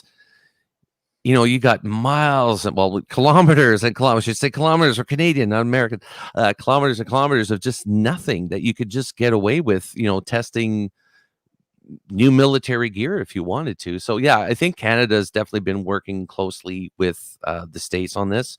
Whether or not we have the same amount of knowledge as our neighbors to the south on the subject, that remains to be seen. But yeah, definitely Canada's been helping. We know that since the start. All right, let's move on to another question. This one from the Lazarus Project.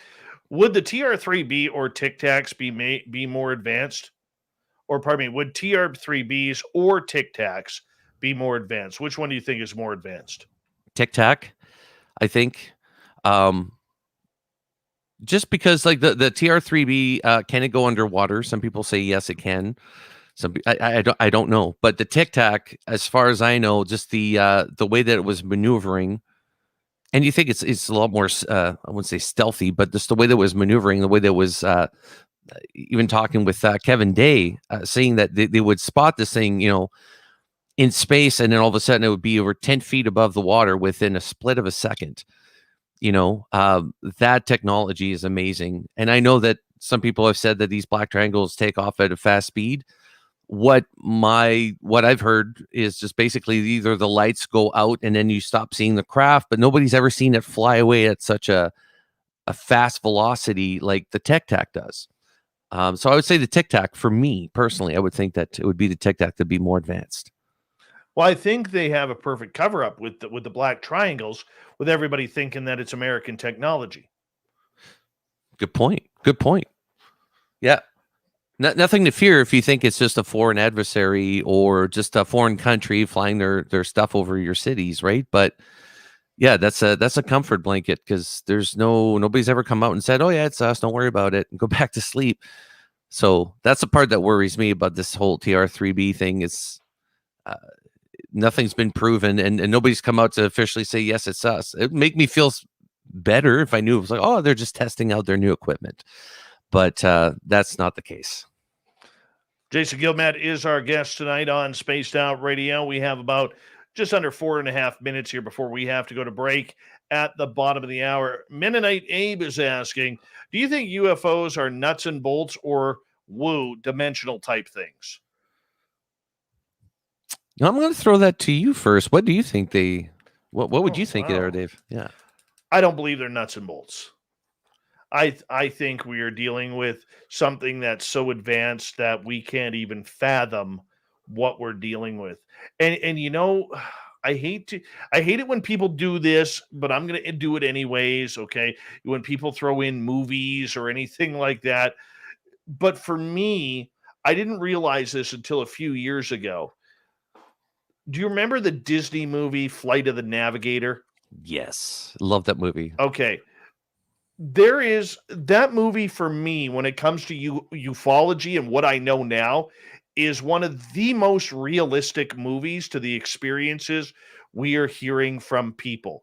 The way that they sit in a seat and the seat it's like it's made for them. The way consciousness controls the craft. You know, the metal where it's all sleek, there's no entry point, yet all of a sudden, boom, there's a door that opens that you could see through the metal where you're going and what you're seeing, like it's luminescent or whatever the proper terminology is for that. And when I look at that movie, I just think that movie is so ahead of the times, going back to 1986. Never mind the annoying kid in there or whatever, but I mean, it sticks with me, that movie. And when I get questions like this, I really do believe that we are dealing with something. I mean, how many stories have we heard from people who say, look, I got taken into I saw this really small craft, and then next thing I know, I'm taken by these two gray dudes. I go inside the craft and it's massive. They could go anywhere. It's like they're walking for hundreds of miles. I know I'm exaggerating there, but you know what I'm saying? Yeah. And this is where I don't get it. And I'm not sure how to get it. It's, it could be a dimensional thing too. Let's say we talk about, they're talking about now like VR, virtual reality, where right now I'm looking at my computer, I'm looking at the internet, but what if I could go into the internet, have a 3D body there, I could feel, touch, taste. It's a different dimension that we've created, that we're now able to go into. It's probably the same thing with these objects, because it seems like the size of this object, like I mentioned, what I saw when I was a kid was about the size of a school bus. Yeah. But it could be bigger on the inside. I don't know. I wasn't in there. But, talking to some experiencers, and they were mentioning, I was inside the craft. The craft was a lot bigger on the inside than it was on the outside. It's sort of like the movie Harry Potter, when they set up that tent, and it's just a small tent. You're thinking there's no way everybody can stay in there, but when you walk inside the tent, it's like a palace. It's almost like that same effect, but it's within the craft.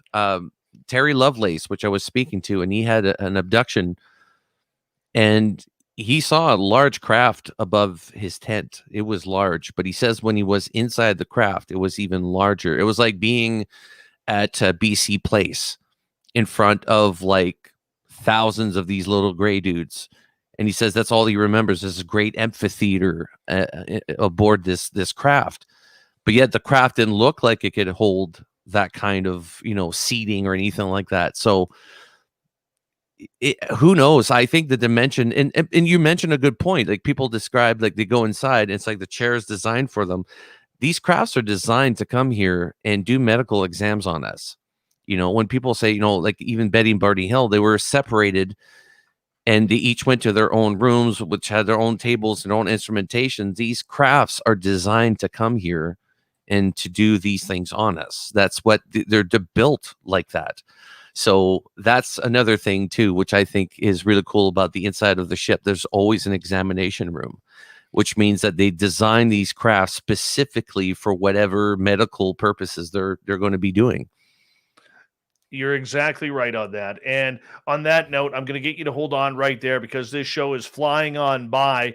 We're already 90 minutes in to Spaced Out Radio tonight, and Jason Gilmette is our guest. He is from the podcast UAP Studies, and it is a fantastic podcast. You can find it anywhere online, so you want to check it on out. We'll continue the UFO talk and your questions when we come back on Spaced Out Radio.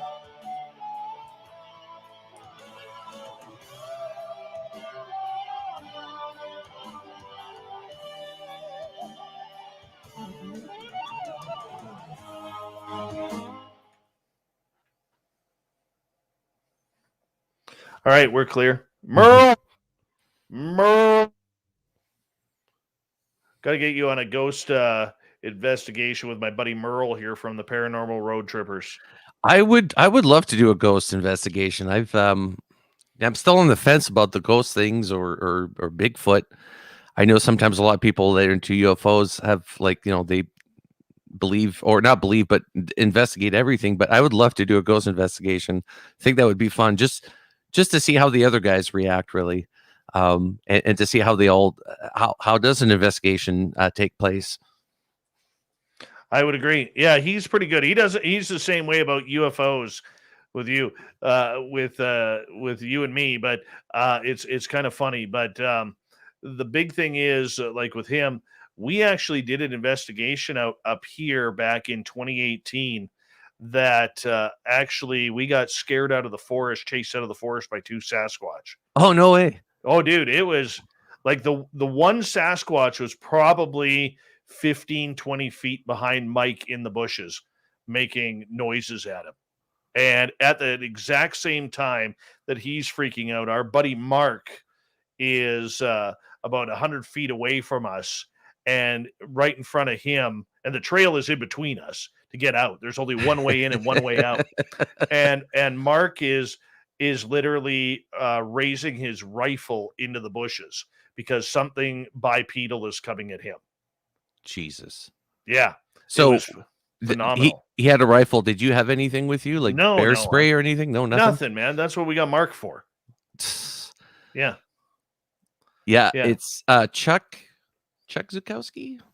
Yeah. The American investigator there. He said the same thing. Like, he went somewhere where there's Sasquatch, and when they heard it take down like an elk or something like that, he turned around to his friends and he says, "We need to leave now. Like, I got a 45 on me, and I don't think that's going to bring down whatever. Like, if a 45 isn't going to work for you to bring down whatever was whatever you heard, yeah, it's time to get the hell out of Dodge." Totally true. Totally true. 1 second here. I'm just trying to call my UFO guy. Hold on. No worries.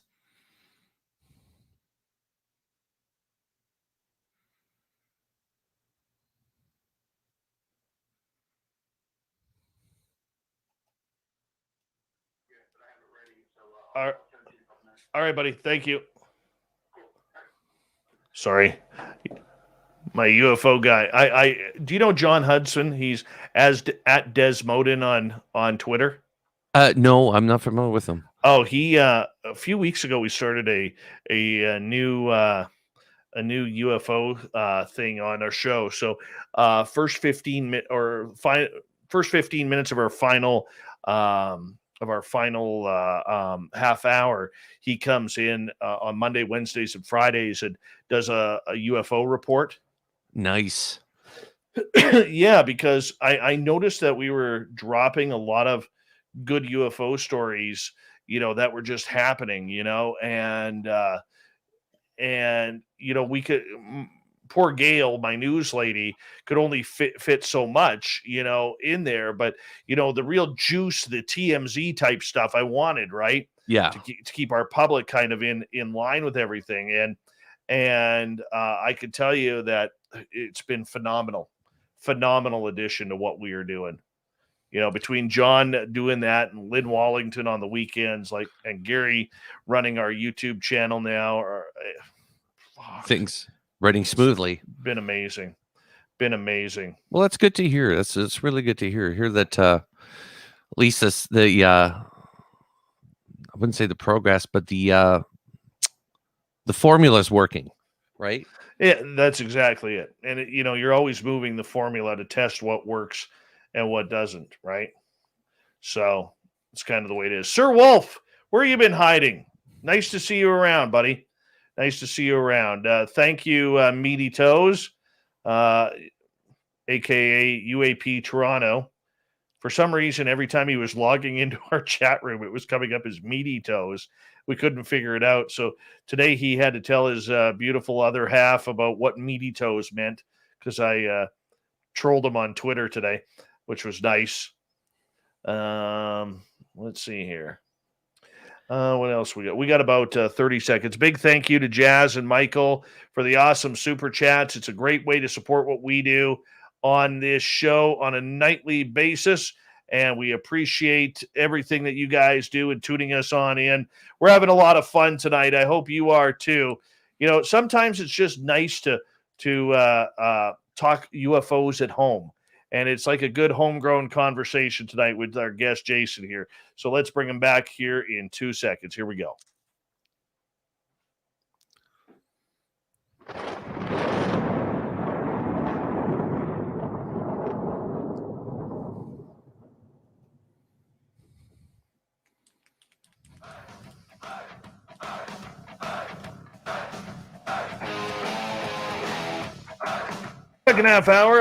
Second half of Spaced Out Radio is underway tonight. My name is Dave Scott. Thank you so much for taking the time to join us. We really do appreciate earning your listening ears wherever you are on this beautiful planet we call Earth.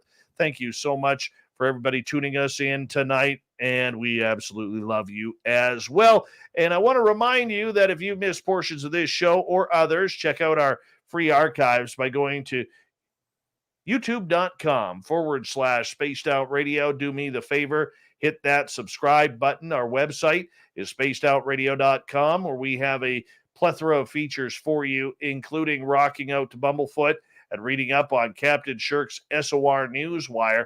Follow us on Twitter at Spaced Out Radio and on Instagram, Spaced Out Radio Show. We continue on tonight with our good friend Jason Gilmette. He is from UAP Studies Podcast, which you can check out on any major platform.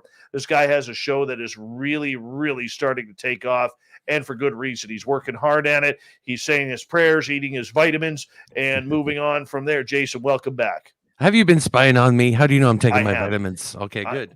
Dude, I know the air in Chilliwack around this time of season. So, yeah, all too well. You need the vitamins and you need the nose clips at the same time.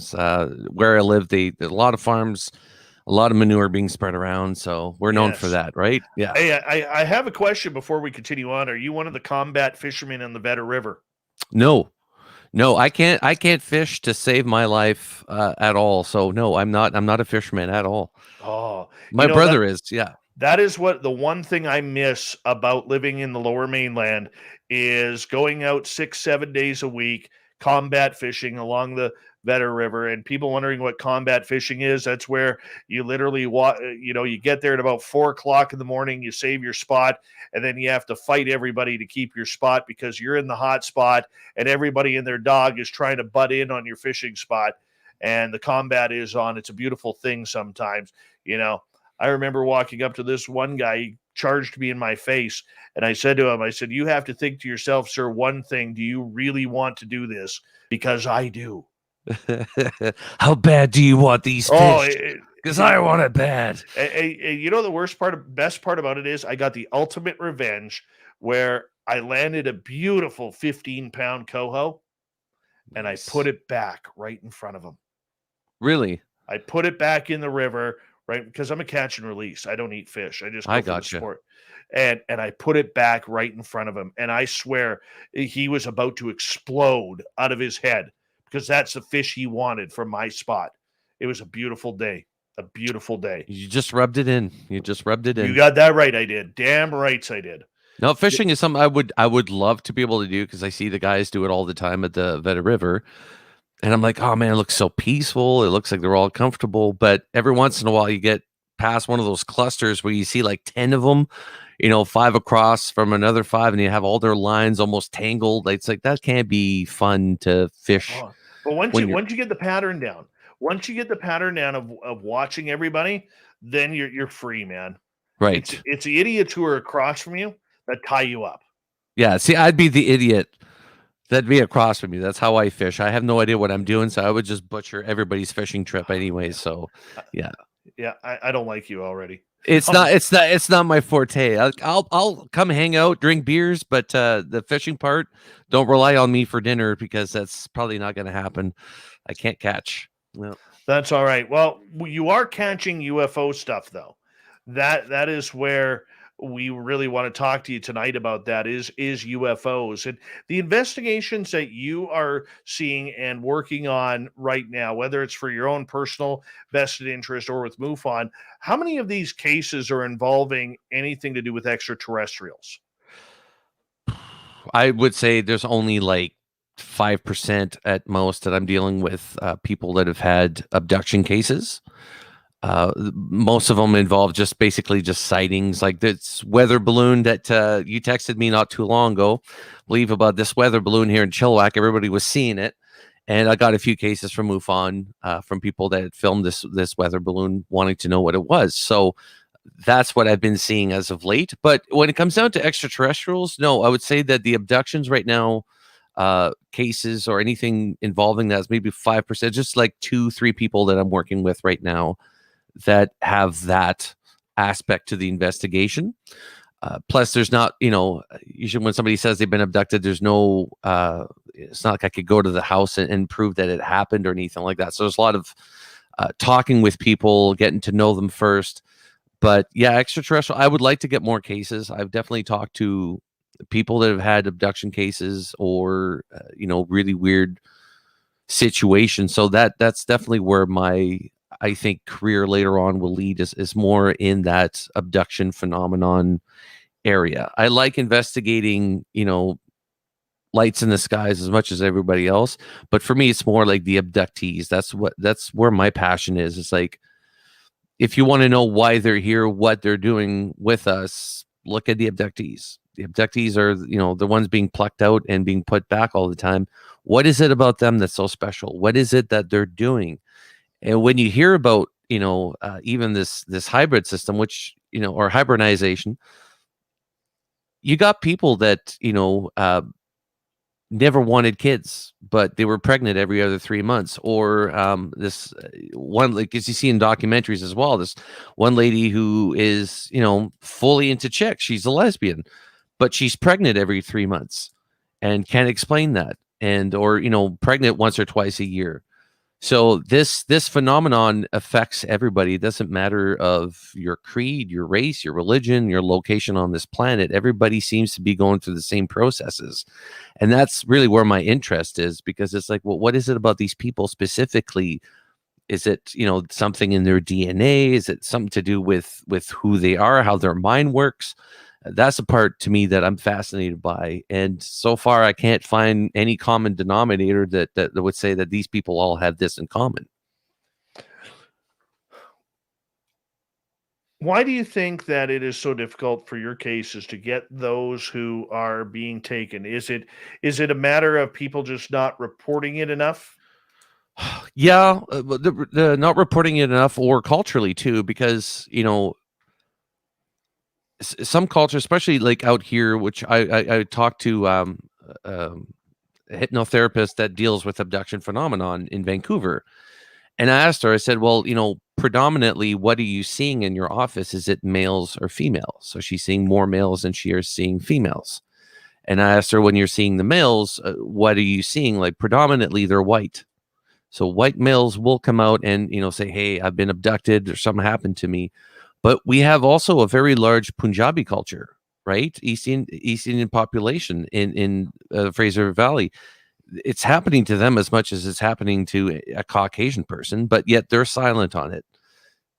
I used to work with people in the Punjabi culture, and, they're very family orientated, but there's also like certain things you don't talk about, right? And UFOs is just something culturally that they don't talk about.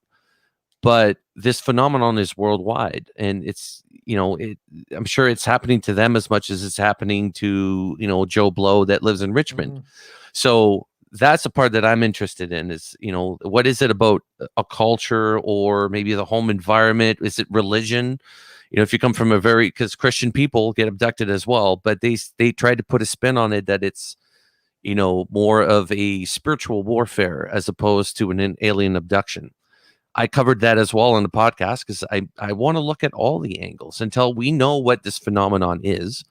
We can't rule anything out. We had people attack a gentleman on who is, he's a Christian, born again Christian, and his take on the abduction phenomenon is that it is a spiritual warfare, that, you can stop these abductions if you believe enough. And I'm not laughing at it. It's just that, if you believe enough, the abductions will stop. It hasn't stopped yet for people, even if they wanted to believe that it was going to stop. But he got attacked by other people in the UFO community for coming up with this, even physically assaulted, like people wanted to punch him in the face. And yet nobody has the answer to what, the abduction phenomenon is. But if you even say, hey, have we thought about this angle, like you'll get attacked right away. And that's a big problem in our in this field, is that anybody, decides to look at it maybe with a different lens. If it's not extraterrestrial and if it's not interdimensional, then it's got to be wrong, which I think that's the wrong attitude towards it. At least hear the guy out, and he's not saying anything outrageous, and the books are really well written as well. So yeah, that's I would like to get more people from different cultures to speak up, considering this. Yeah. And the cultural diversity of this is something that I think does need to be addressed. I mean, in the United States, we're seeing more African-American people come out and saying that they are having experiences, which is fantastic. Yeah. I know up here, the First Nations area where I live, I remember talking to one of the chiefs, and I was asking him about Sasquatch in the area, and he's like, no, we don't get a lot of Sasquatch. And to quote his words, I just wish the damn star people would leave us alone. I mean, so there's a lot of First Nations who are having these abductions happen too, but with the distrust of the white man, so to speak, they aren't really going down that road. They feel this is something that they can handle internally through all the spirits and gods that they are connected to and Mother Earth. So I'm very curious with the cultural side of things, especially the Punjabi culture, which is so prominent in the Lower Mainland and such a beautiful culture in regards to that. What do you think is the reasoning that they are not coming out and speaking about this? Well, one thing that I've noticed working with many Punjabi people in Abbotsford was that, everything is family orientated, right? Like they're very, very generous. Even calling people that they don't know uncle and auntie, which I thought was really a sign of respect. So every time somebody's an elder, you call them uncle or auntie if it's female. But their culture is also about you get married, you have a good job, and you just attend the church, and that's it. That's basically, it's the same thing. I've seen it in my own Christian past as well. Like, Christian mentality is no different. There's the church, there's family, and that's it. Anything else outside of that realm, you're mentally ill, which I think is wrong. That's the wrong approach to. I was in a church. I was the guy that was, singing the songs on Sunday mornings, leading everybody into worship. I did that stretch. I understand what it's like being part of the church and having your mindset saying, no, this is the only thing that exists. And then if you have an experience that happens, you're trying to make it fit into the narrative or the box that you've created or that has already been created for you. In this case, it's your social, political, and religious backgrounds will all have huge effects in that. And a lot of, of the older generation in Punjabi culture, they're from India. They don't speak English very well. So they're very much old customs, by old fashioned ways, and their kids are taught the same thing. But, that openness to saying, hey, I've been abducted by aliens or some sort of entities from somewhere else. We're just not hearing that from that culture, and I think it has to do with that upbringing, that religious also unity that they have together. They're very tight. So if you say anything that's sort of weird, it might make you sound weird, that doesn't look good on the family. So it's discouraged. And I think that's one of the biggest problems. I have a couple of East Indian friends up here, and I speak with them almost daily. I'm going to ask them about that. Yeah. That just absolutely intrigues me. I'm gonna ask them about that. So thank you for that little tip in regards to that. As we speak with Jason Gilmette from UAP Studies Podcast. Question from the Lazarus Project here: do you think blood type may play a role, and is it generational? I'm not sure if it's the blood type, just because of the variety of people that have been taken, that we know of. Generational, yes, I do believe that, if mom and dad have had, incidences in the past, usually the children have it as well, grandchildren as well. So it's almost like they're following your lineage, or they're following your ancestry down, and who knows how far back that rabbit hole goes. But yes, definitely multi-generational is definitely at play. And it's like they're monitoring whatever tweaks they're doing to us. It's like they're almost monitoring it. What's it going to be that, like, 4 kids down the road, and it's like they're just following up on that.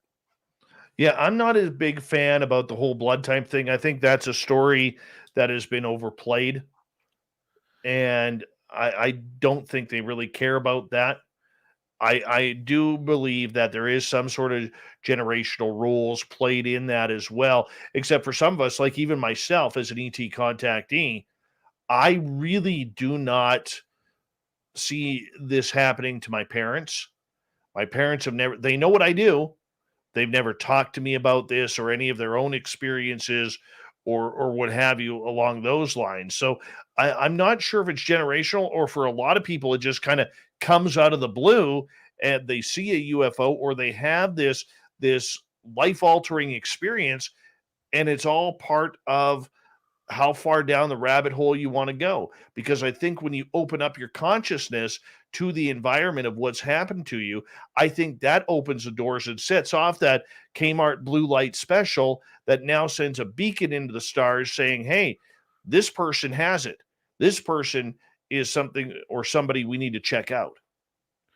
Yeah, because you brought up the bloodline, or if it has something to do with it, because there's one-offs as well, like the people that are driving home one night and get taken just that one time, or they happen to be with somebody who's an abductee and they happen to be taken because they were with the person who's a regular abductee. Which I think, listen, if that is you, just tell anybody that you're going camping with before you go out camping with them that this may happen. Just a general courtesy. But yeah, just the one-offs people, they don't have anything special about their bloods, and how, it's not like they all have that in common. So I don't think it has anything to do with the blood type. I really do think it's more like DNA, and what is it about that person. And every time I look at any case to see, like, what is it about that person specifically they needed this person for.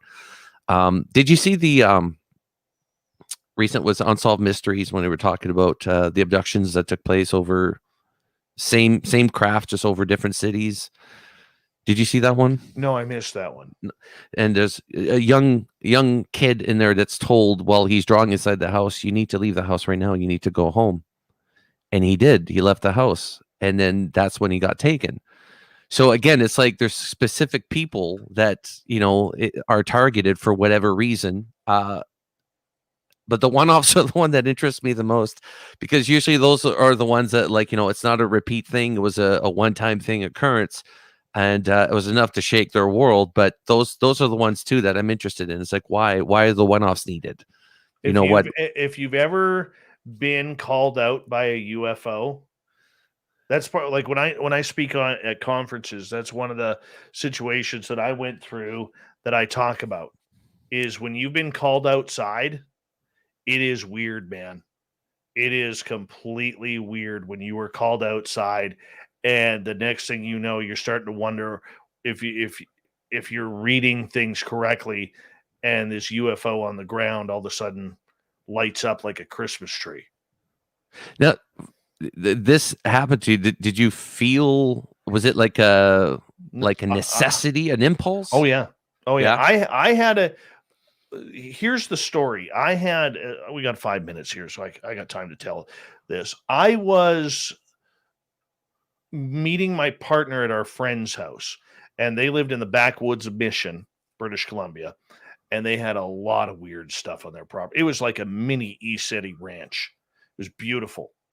And going there, leaving my daytime job in Chilliwack, I got off work at about 7 to 8 o'clock at night. I got out of the office. It's like 35 minutes home. Ended up getting there at about 9 o'clock that night. And as I was driving towards Abbotsford to cut over to Mission, I started getting a migraine, where all of a sudden the headlights from the cars coming eastbound were starting to really hit my head, and my head was getting sore. And so I pulled into their driveway. I walk inside. I sit my butt down on the couch, and I close my eyes. And my partner asked me, she goes, "Are you okay?" And I'm like, "Yeah, I'm getting a migraine. I can't really handle this right now. I may have to go home." And she goes, "Well, do you want to go now?" And I said, "No, I just got here. You just got here. I know you just got your hot tea in front of you. Let's just hang out." And about 30 minutes later, I realized that as the pain in my eyes was subsiding, it was actually started to come into shapes. Started off with a square in the front of my head, moved to the right side as a triangle, and moved to the left side as a circle.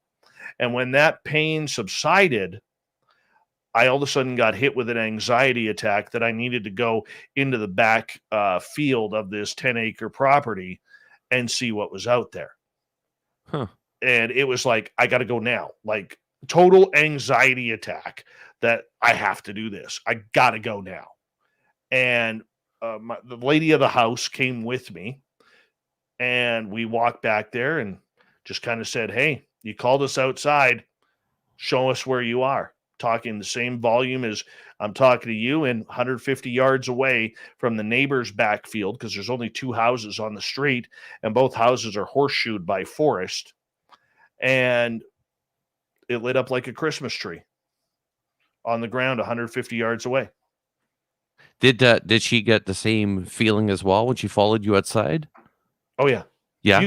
You could cut the tension with a knife. That's how thick it was. And was there any sound at that point? No sound. Never No made sound? any sound. No. What I do recall, and it's funny, I had never seen this color blue before. In the middle, the second time it turned its lights on, in the middle there was this giant blue cylinder standing vertically. And I'm going to say this cylinder was 20 to 30 feet tall, because the trees in between the two properties were old, about 70 feet tall maple trees. Okay, gorgeous Gotcha. trees. And it was, so the cylinder went about halfway up. I'd never seen that blue. The closest blue that I've ever seen to that blue was like a police light on a police car. Gotcha. Okay. Okay, but this was different. Not much, but different. And then earlier this year, remember that UFO story that was caught in Hawaii, where that blue craft went straight into the water and disappeared? When I saw that blue, I was like, holy crap. That was the blue that was in the forest that day. And I could tell you this, Lou Elizondo has seen that blue as well. So it's a specific color. It's a specific blue. And after that, once you see it in the field, did it phase out? Did it shoot up? No. Just turned its lights off and disappeared.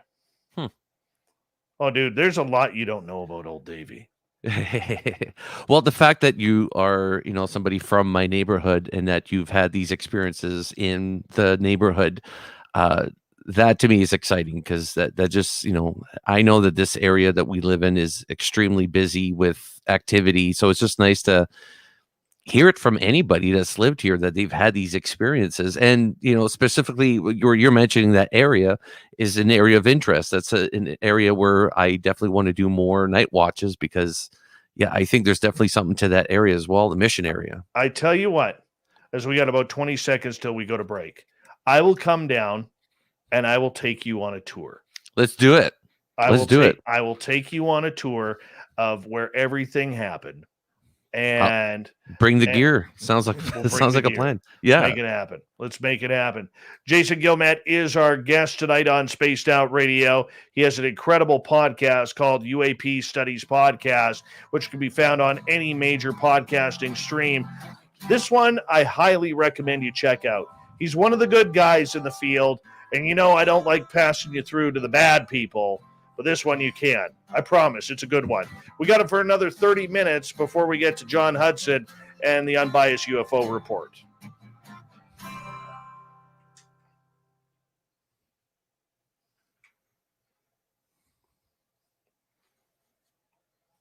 Yeah, dude, that was a crazy day.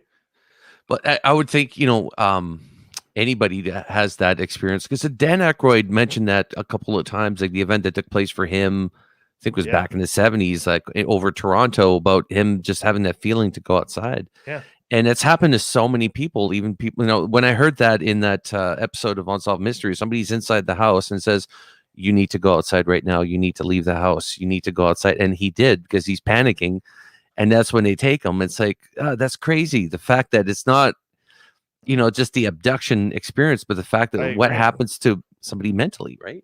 I agree. Hey, bud, I just got to run my dogs out. I'll be right back. Go ahead. Okay? Yeah, go ahead. Put you on mute, and I'll be right back.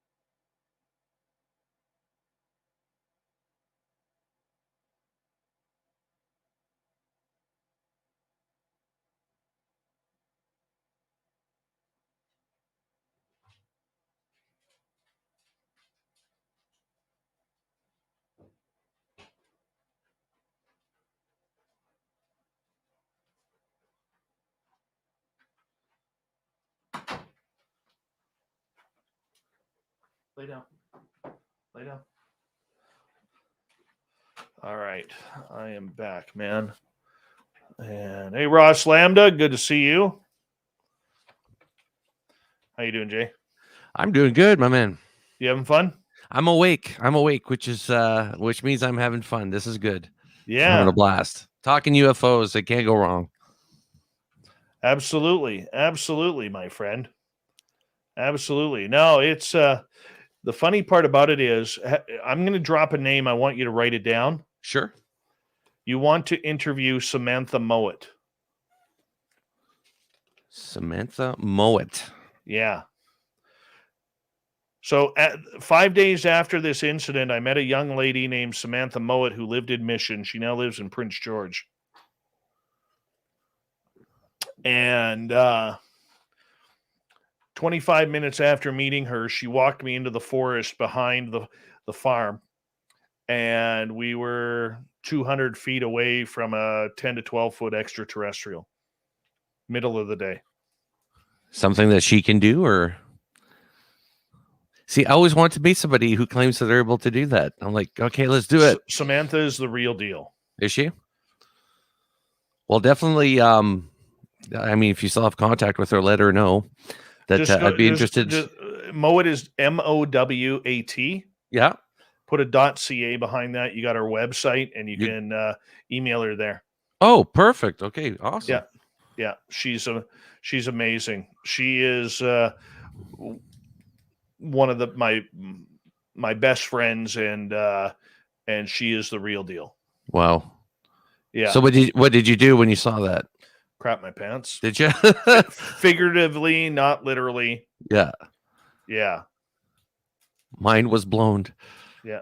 James Davies, welcome. All right, we got about just 30 seconds here. Big thank you to Ozzy, Steve, Jazz, and Michael for the amazing super chats tonight. And it really helps us out in what we do on a nightly basis. Thank you to all our new subscribers who've clicked that button, ring that bell. We are here 7 days a week for you, starting at 9 p.m. Pacific, midnight Eastern time. Thank you to all our regulars who are here. You guys make it so special. Here we go, everyone.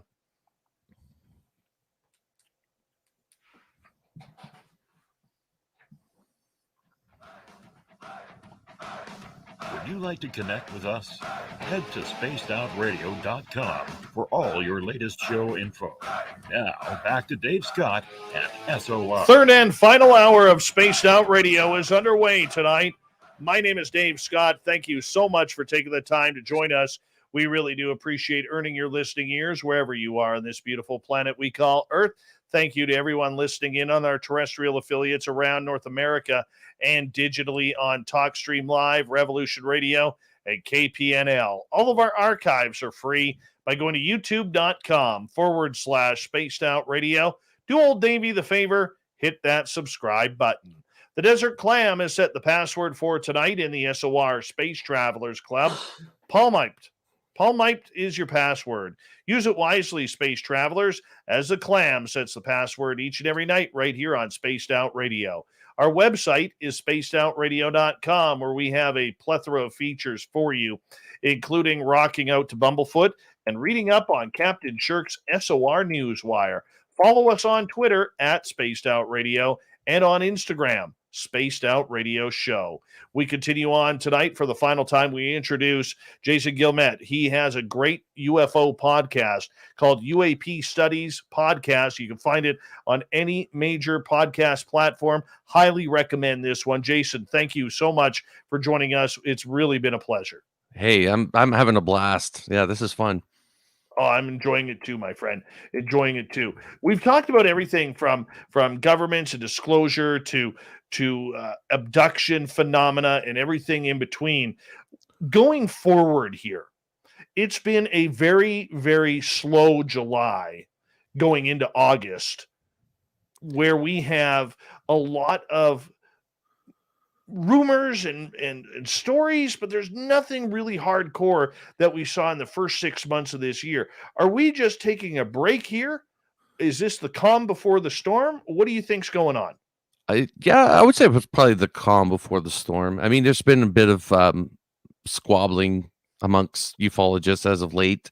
Some internet, some, people saying some stuff is hoaxes or accusing others, I shall not name names, of being frauds. But I think that's sort of what's taken precedence right now in the UFO news. There's nothing really coming out of the Pentagon or Senate or anything like that. So yeah, it's kind of weird. I'm expecting, you had mentioned earlier in a poll, like what would you like, to see in the future? It would definitely be a picture would be nice, or video footage that is not from infrared cameras, something that is, really good HD quality pictures. I think that would be the next step to release that to the public. I think would be good. And who knows, maybe right now they're just easing us in to everything, little steps here. We'll start with the Senate first, wait a few months. Okay. Release the pictures. Who knows what their strategy on this is, if there's a strategy at all. But yeah, it's been dead. It's been quite quiet for the last month, which to me is not too bad, because like I said, it's we've had to build up to this, Senate hearing, whatever. We got 7 pages, I think, that was released, which some people complained about, some people were happy about. I'm neutral about it. I don't think it was, anything exceptional. But yeah, I think the next thing would be a picture. I would like a picture or video, something tangible that they can add with the report at this point. I don't know if we're going to get that. I want to see it. I mean, the big hubbub is whether or not that black triangle video, which is suspected to be the 23-minute video, if anything from that will actually come on out, right? And Yeah. I don't think it will. We've heard so many people, from Lou Elizondo to Bob McGuire and other people in the spook agency, in the spook world, say if this ever came out, there would be no convincing, or there'd be no argument against the subject or the phenomena at all. I mean, those are steep words for somebody like Elizondo to use when the chances of that video ever coming out are slim to none. They're slim to none, but let's say that he did see that video himself, right? And that shook his worldview, his reality got changed. Because really, when you see something of that's incredible and that's irrefutable, it happened either to you or you got the video footage of it. It's hard to go back. I can see why he would fight like a bulldog, especially if he saw or was privy to some sort of, video footage or insight sensitive materials or something like that. I could see that would create that fight for him to say, no, the public needs to see this. This is the stuff that got leaked out, or the stuff that the Pentagon approved as official UAP footage isn't necessarily jaw-dropping footage. It's black and white, it's radar. It's not that great. And they have clearer pictures than that, clearer video footage than that. So if he's been witness to that, yeah, I could see why he has a bone to chew and why he still wants to tell people, no, there's more. There's more. Wait till you see what I've seen. A lot of that argument goes to the point of whether or not people are ready for this subject. Now, people such as you, me, our audience listening to this are pretty much ready. Like, they're like, yeah, let's bring it on, man. Let's do this thing. Let's get this going.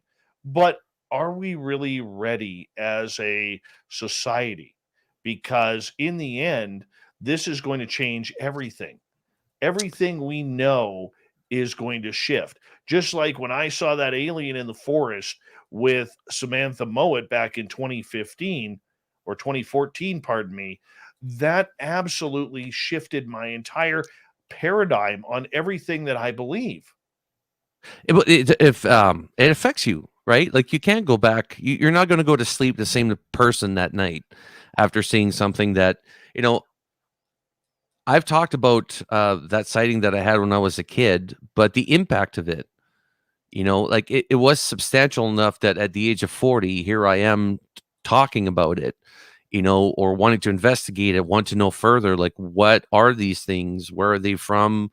What are they capable of? I think but we're living in an age now where most of us have had an experience.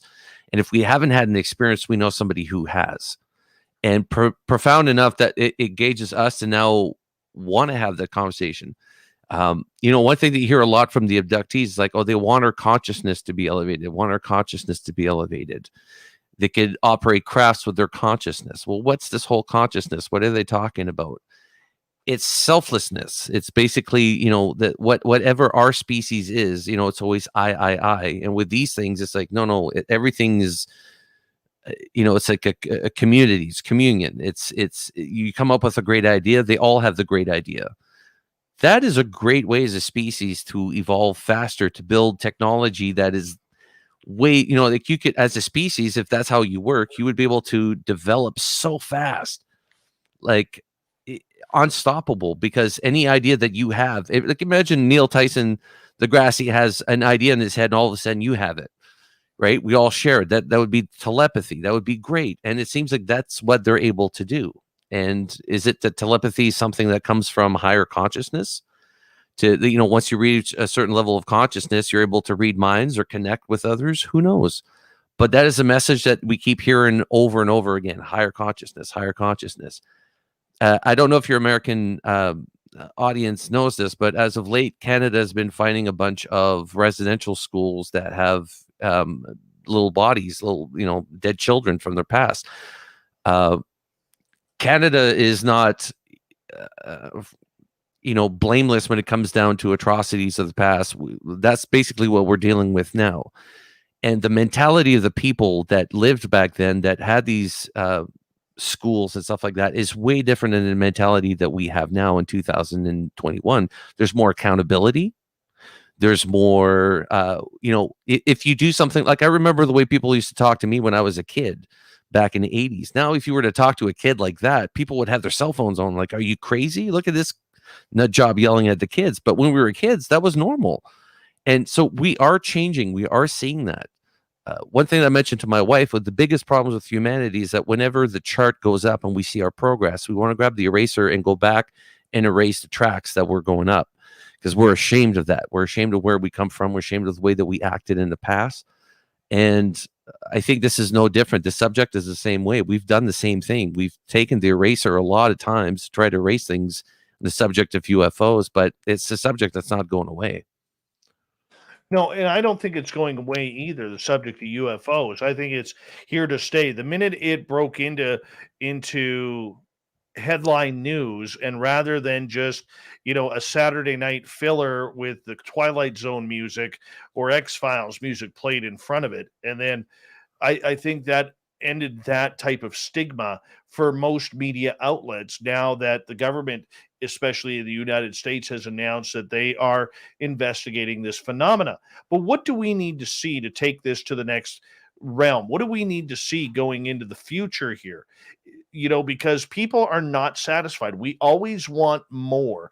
Do we need that 23-minute video? Do we need more people such as Lou Elizondo's replacement at ATIP to come forward? Where do we go from here? That's a good question. Because I don't think we've ever been here before. Even the report was mentioning, this is a phenomenon worth investigating. Maybe more money is needed to, definitely let's continue pursuing this, which is a first. Like most reports have come out in the past of saying, it's a dead end. There's no point investigating this. It poses no threat right now to national security. But we didn't get that this time. We have guys like Lou and Christopher Mellon that are pushing so hard continuously every year now for saying, no, there's more, but they're fighting the system as much as anybody else. Are trying to get this information out, or trying to get their hands on this material. I think, for people, would it be easier for them? And this is a question I ask you. Do you think it'd be easier for you if they were to break out, okay, we know that, let's say they are interdimensional beings and we have pictures. Would it make people more comfortable seeing a picture of one that is deceased or one that is alive? That's really the one that I'm more interested in. How are people going to react? If it's dead, it poses no threat to us. But if it's live footage, like, let's say Skinny Bob turns out to be true and they have actual footage of an entity, would people want to see that? Or would that be too much? Would that make it too real for them? Because as long as something is from a distance, you're okay coping with it. But once you see it, once you see that it's tangible, like, holy crap, these things are real, that will change the thinking in humanity, I think. See, for me, and I don't know how you feel about this, but we'll find out. With what we're seeing today, through ufology, through these videos, through the government, what they have said so far, with the DNI report only going back to 2004, to me, that opens up the door to all of these different conspiracy theories that we've been hearing for decades, whether it's Roswell, whether it's Eisenhower meeting with aliens and trading humans for technology, whether it's Bob Lazar, whether it's David Adair launching a rocket into Area 51. There are all these little conspiracies that people have argued over the years in ufology. And to me, now that we're not seeing anything prior to 2004 or admittance to anything prior to 2004, it now opens up another conspiracy door thinking, okay, if they're not willing to go past 2004, what are they hiding? Why are they hiding it?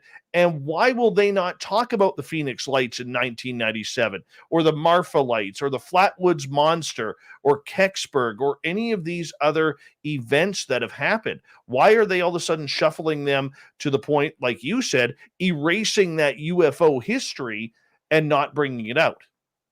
Yeah, let's just start as if the Nimitz encounter was the end all be all, the one that began the whole thing, where we know it's not. Even Lazar, like when you see, I'm a big Lazar supporter. I believe in I believe Bob Lazar. Hashtag believe Bob Lazar. I think that what he says is true. When he mentioned, like, one of the crafts that they were working on came from an archaeological dig. Other ones came from crashes. And after reading this recent book, Trinity, that they recovered a craft that was in fairly good condition in 1945. This is 2 years before Kenneth Arnold's sighting and, 2 years before the Roswell crash. So that the government has been their hands in these technologies, or at least acquiring this technology, trying to figure out how to reverse engineer them. Is that a reason why they don't mention anything prior to 2004? Is that they've already acquired some of this information beforehand? They just don't want to talk about it. They just don't want it to be something to be covered or uncovered. Let's start at 2004 from the Nimitz incidents on forward. Again, it could just be because the manpower that would be needed to go back and investigate old cases might be a moot point. I don't know. But yeah, I don't fully agree with that decision. I thought that was kind of weird to stick in their wheels like that and say, no, this is going to be the cutoff point. This is going to be where we start from, as opposed to all this other information that we've had for the last 76 years. Well, there's 60,000 residents of Phoenix who would like to know what happened in 1997. Oh, yeah. That's not one or two people in a forest watching Travis Walton get taken, or six people in the forest watching Travis Walton get taken. I mean, there are so many different cover-ups that are going on, and to my thinking of it all, they have the perfect plan here. The media in the mainstream has never ever wanted to cover this subject. They have treated it like garbage since the beginning. All right. And I know that from working in a newsroom, taking those phone calls. All right. And so you have that part. Then you have the media now having to play catch up because they know nothing of the subject.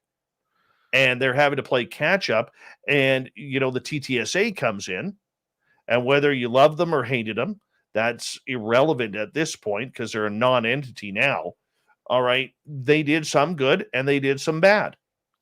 All right. They brought the topic to the forefront, but they also shadowed the topic and created a narrative that if it wasn't from them, it wasn't any good.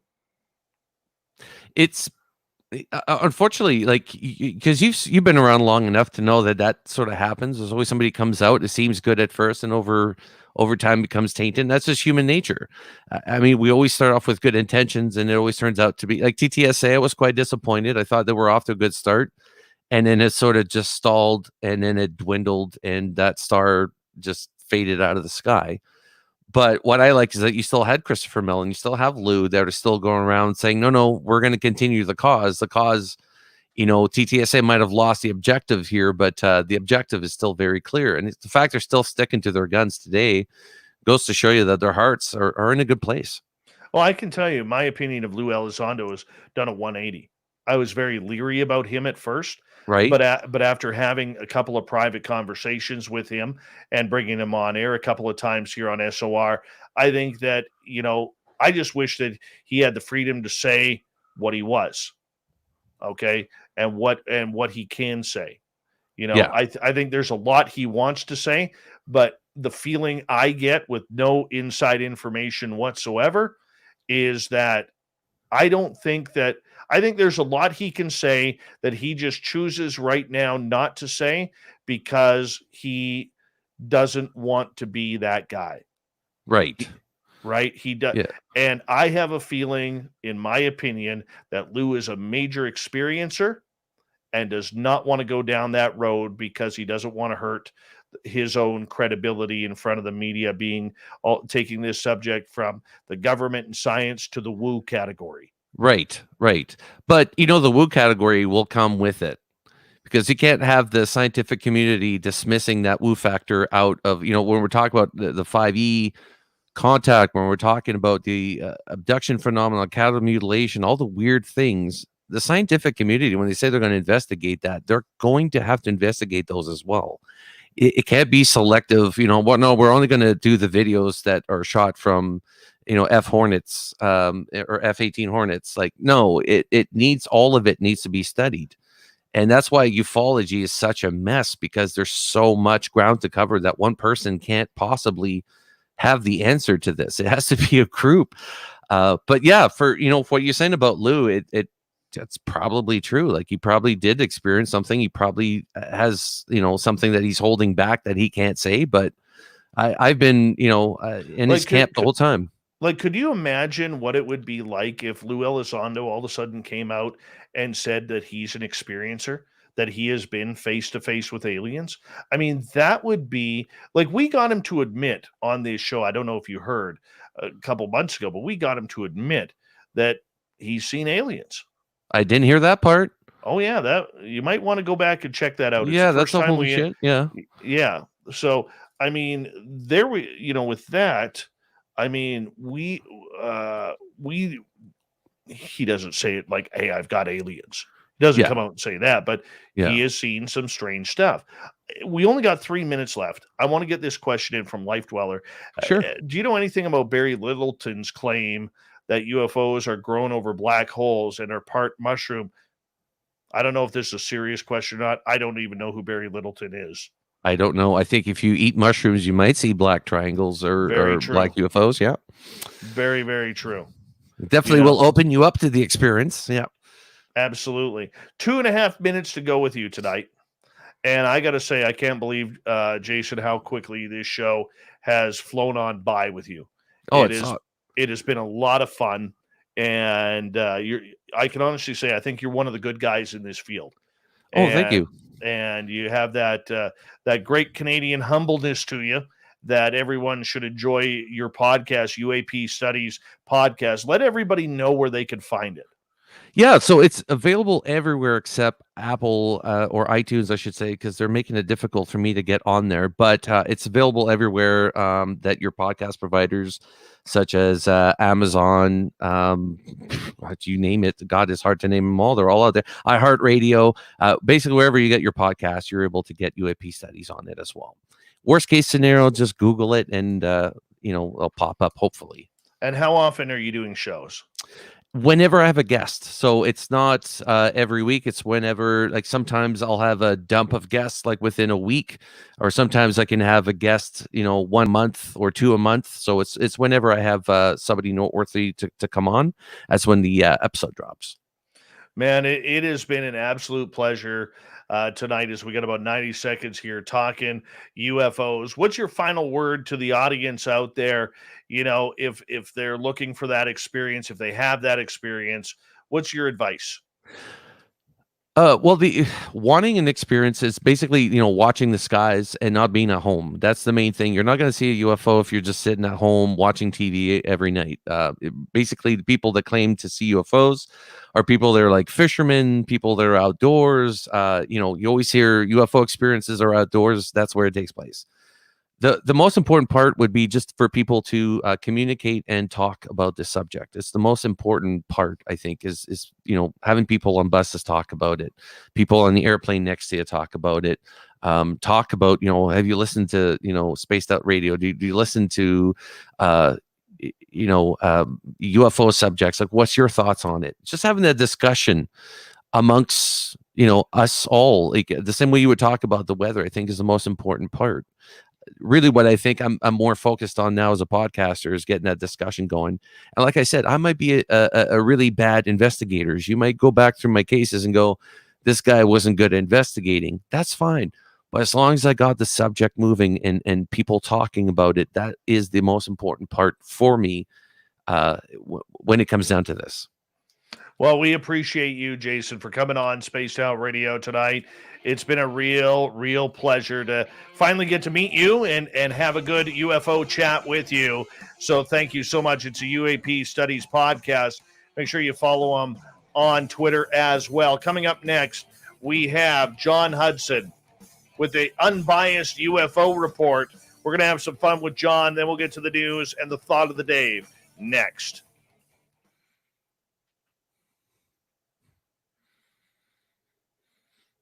Great job, my friend. Hey, this was fun. This was really fun. Yeah, man. That was a lot of fun. I appreciate you taking the time to do that. Of course, anytime. And I'll have you on the podcast as well. We got to talk about your experiences. Let me know. My best days for recording are Thursdays. Thursdays are good. Do you usually do daytime or night? I could do nighttime or daytime. Depends on what my guest needs. Thursday day works well for me. How are Sundays? Are they good at all? Sundays are perfect. They're perfect because I do a lot of recording on the Sundays usually. Yeah, I could do a Sunday, not a problem. Nice. So how long do you go for? I do about an hour, and if the conversation is good, we just keep it going until it basically comes to an end. But about an hour at least. Yeah, man, let's do it. You want to go an hour, 2 hours, 3 hours? I really don't care. Let's do it. We got to do that road trip. That you got to show me all those locations. Dude, yeah. I could totally do that. I can't get onto the property where it happened because it's no longer my former friends. Right. But I could show you it.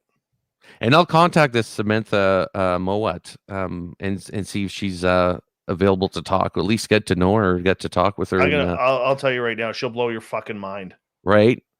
And don't get weirded out, but usually when she is doing interviews, she's actually channeling the answers. Huh. Yeah. And how have you found that? Amazing. Yeah. Good answers out of it. I introduced her to Dr. Bob McGuire, and he's another one you need to have on. Bob McGuire. Yeah. And he's ex-CIA, ex-NRO. And when he had a chat with her, he was literally like, Dave, I'm coming up to BC as soon as the border opens, and we're going camping. Samantha's coming with us because I think she can let me see some aliens. So at least he's brave enough to test it. Yeah. He's amazing. She is amazing. No, I definitely want to do that little road trip there with you and go see all those spots, because I've been looking for the spots, the hot spots, especially in the Mission area. So if you know where they are, definitely. Yes. Okay. Do you know where Davis Lake is in Mission off of Sylvester? Yes. Follow Sylvester. I'm going to say 10 kilometers down the 10, 20 kilometers on the gravel road, and an opening will happen. Apparently, there is a group there. Now, this is going back a number of years ago. There is a group there that goes out there on weekends, sans fire, sans lights, and they sit and wait, and they have watched craft land in there. Huh. I don't know where the spot is. I just know that it is well beyond Sylvester Road. Because I was on Sylvester Road that one time that I was in the field looking for orbs in that region, but I Yep. don't think I was that far down because I Yeah. was still on pavement. Yeah, Uh, no, off. you got to go. I'll take you there. Okay. When you and I go, I promise you, it'll be an all-day thing. It's not going to be like a quick. Oh, this is where this happened, and this where. No, I'll take you for a major ride. Perfect. That sounds like Okay. something I'd be down for sure. Yeah, man. I got to run here because I got to get John in here, get ready for the news. No worries. But we'll talk soon, okay? Sounds like a plan, my man. Keep All in right, touch. brother. You take care. Good night. John Hudson. What's up, buddy? Man, that doing? guy was cool. Yeah. Man, I loved his attitude. Great perspective. Nice clean way of looking Yeah. at things. Good Very- attitude. It was Yeah. new. It was really Yeah. new, and it was nice. Yeah. Big shout out to Grantavius. Michael Allen, welcome to our channel. Doesn't like science, Bob. Let's see. Who else came in? Justin S. and the gorgeous Judy Wheeler is here. Ed Parnell, good to see you coming in. And who else do we got here that came in late here? Rich Hilke. Rich Hilke's been here a while, but I just like saying his name. And Chris Mo from Austria. Good morning to you, buddy. And I think we're caught up. Man, that was a good show. We got 30 seconds. Big thank you to Ozzy, Steve, Jazz, and Michael for the amazing super chats. Great way to support the show, and we really do appreciate that. And Mal C, good to have you here. And we got the UFO report with John coming up here in like 5 seconds. Hold on, guys.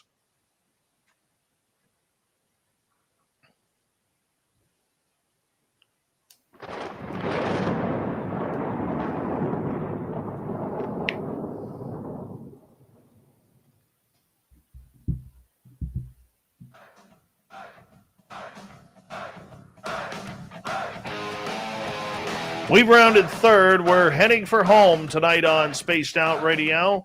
My name is Dave Scott. Thank you so much for joining us this evening. We really do appreciate being your ears of the night and your voice of the night. We thank you so much. We want to remind you that if you've missed most of this show or others, check out our free archives by going to youtube.com/Spaced Out Radio. Do me the favor, hit that subscribe button. Our website is spacedoutradio.com, where we have a plethora of features for you, including rocking out to Bumblefoot and reading up on Captain Shirk's SOR Newswire. Follow us on Twitter at Spaced Out Radio and on Instagram at Spaced Out Radio Show. Let's get to it. The unbiased UFO report.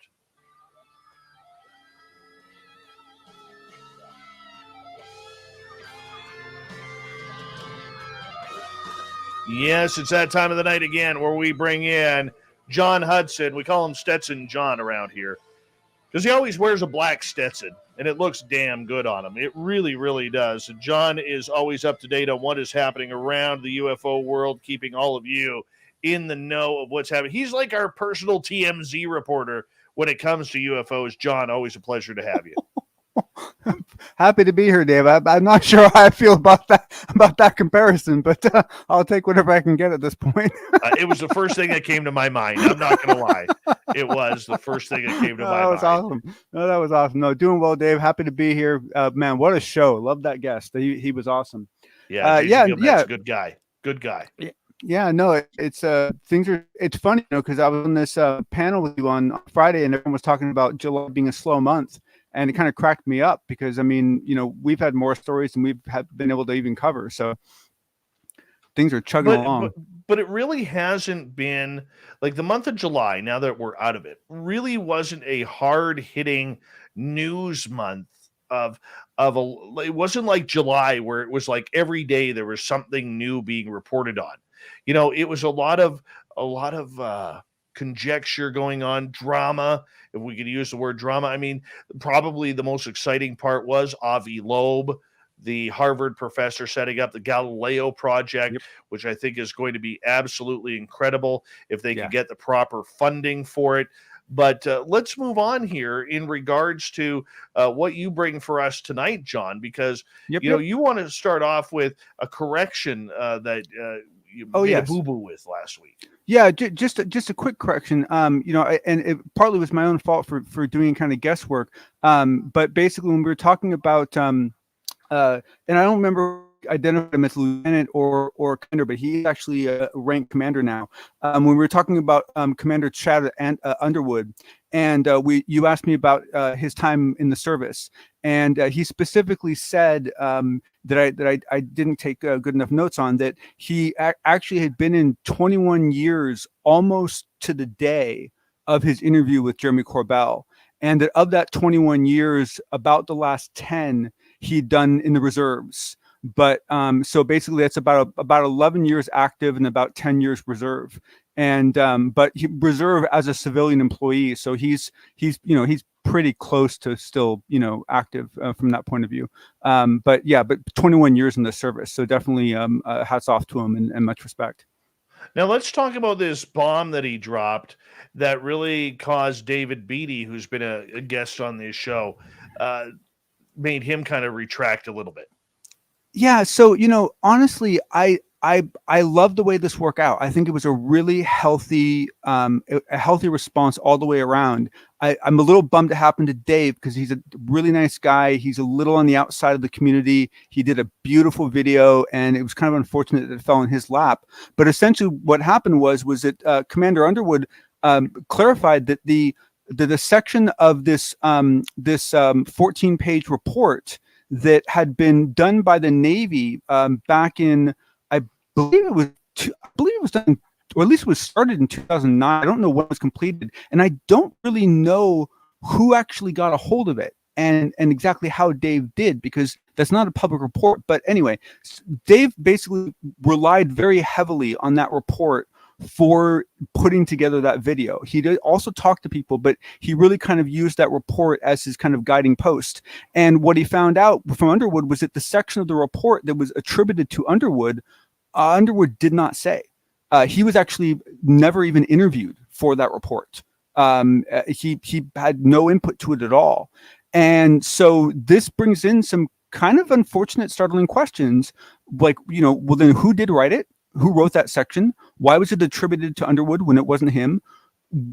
Should it have just been misattributed to someone else, or was it completely fabricated?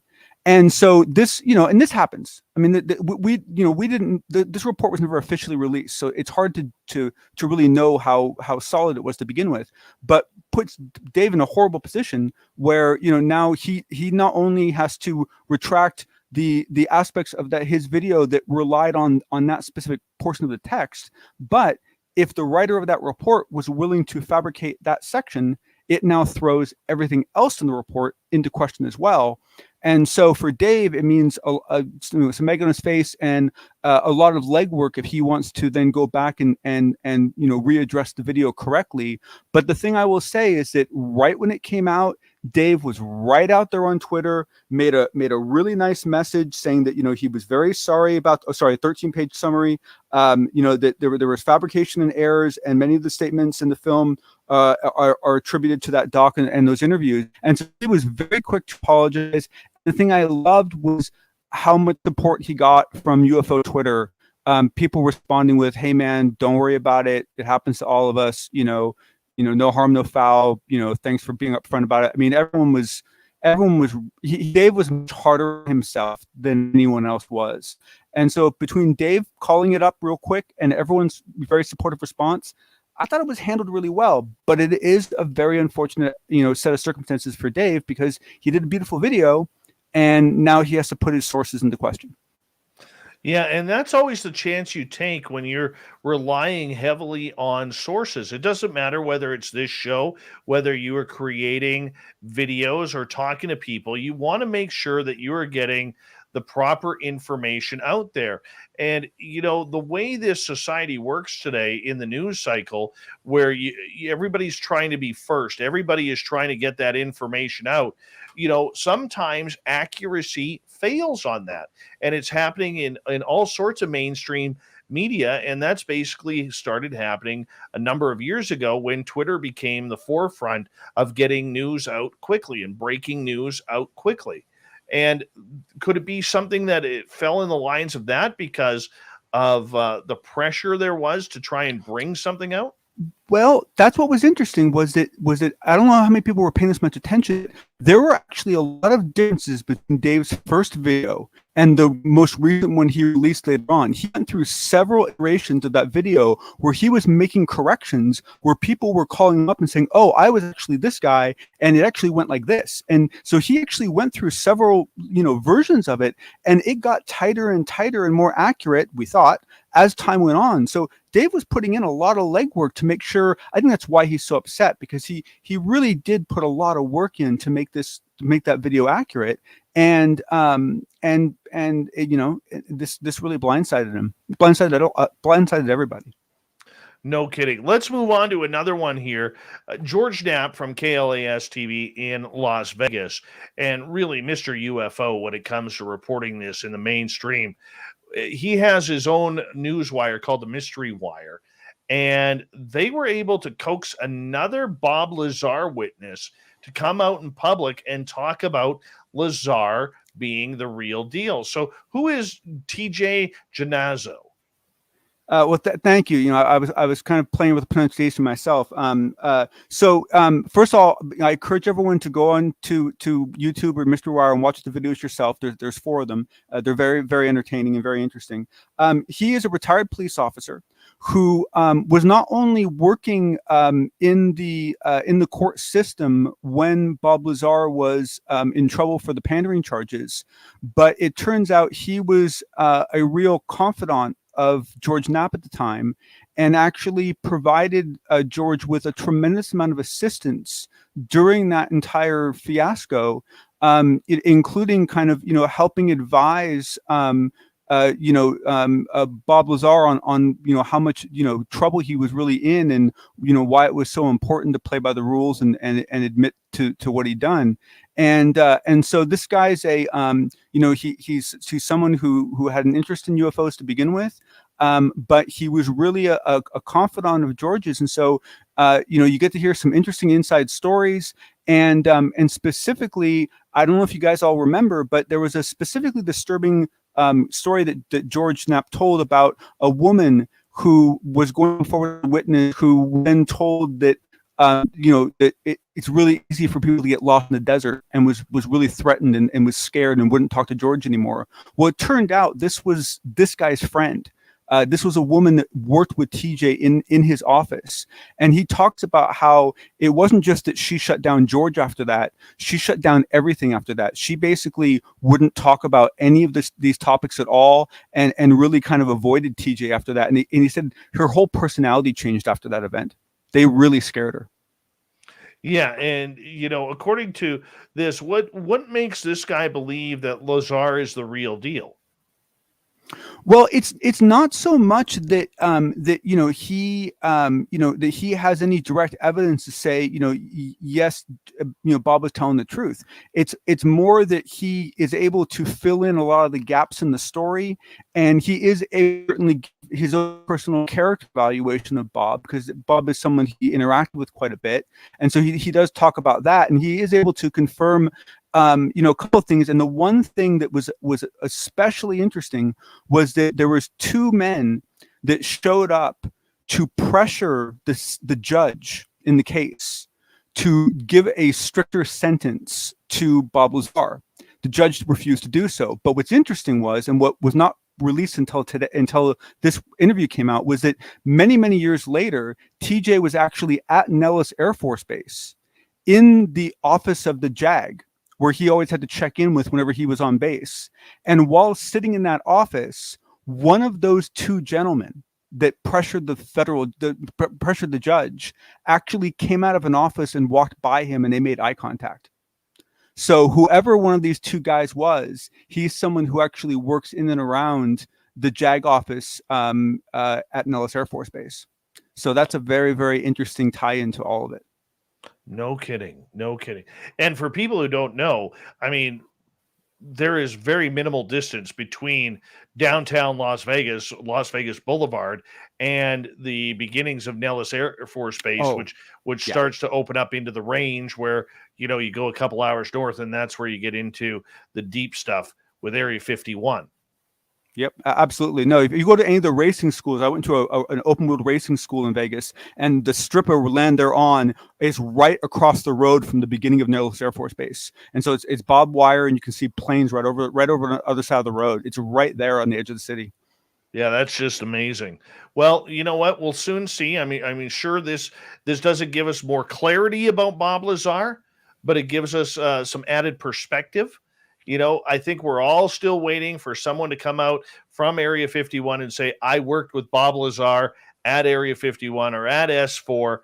I doubt that person will ever come forward, but it does give you hope that this story, after 32 years, still is not dead in the water, and that there is more material to present. Okay, finally tonight with you, we are going to get into Katie and the alien from Roswell. Now, this goes back to our guest, Katie Grabowski, that we had on last week. This I don't know if you were prepared for this when you were going to interview her, but this was just the coolest thing to come out of any interview that I haven't expected in a long time. And basically, Katie, who's a very good investigator on her own, basically had been curious about some rumors that have been going around for a long time that one of the bodies from Roswell had ended up in Denver. And it so happened that in her investigation, that a couple from California reached out to her because that gentleman's father was a mortician in Denver. And so she ended up getting to interview that mortician, I believe 2 or 3 times, she said, before he did pass away.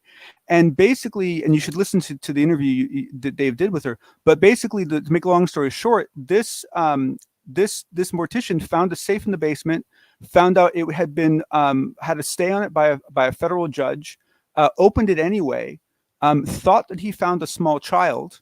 Only many years later, while paragliding, I believe it was, or hang gliding in New Mexico, did he then pick in that it might have been something other than human? And in Katie's effort of investigating all this, she was giving a talk about it at a home, for older individuals, and mentioned the fact that the federal judge had passed away. And someone in the audience said, "Oh, well, his widow's up on the 5th floor. Would you like us to go get her?" And so she actually ended up meeting with the widow. So she's met with the widow of the federal judge who put the stay on the safe, and she was able to interview the mortician that sneaked a peek at it. And on top of all of it, she hinted that she might actually know where the thing is currently resting. So it was one hell of a story, and something that I think we're all going to be very, very excited to follow as Katie proceeds down this investigative path. Do you think that, now we're going on hearsay, though. That's the problem. As these stories get long in the tooth, the people start dying off, and we're having to go by second-rate reports here. Is that still going to be valid in a story like Roswell? It depends. If they don't ever find any physical evidence, then it's just a really good story. And it is. It's a good story. I mean, everyone should really go back and listen to it when Katie tells it. It's a fun story, and it's an interesting story, and it's the kind of story that I like, because you have separate pieces of seemingly mundane information that then, when you put them together, you suddenly realize it's something very significant. And those are the kind of stories I like to follow. But I agree with you. Up until this point, it is essentially hearsay. However, if Katie is able to find an actual body, or even a location where it's very obvious that a body had been kept for some period of time, that brings a whole new level of seriousness to the story. Wow. That's going to be amazing. My friend, thank you for a great night of reports. We'll talk to you in 2 nights' time. My pleasure. Thank you much. You have a good evening. All right, let's get to the news.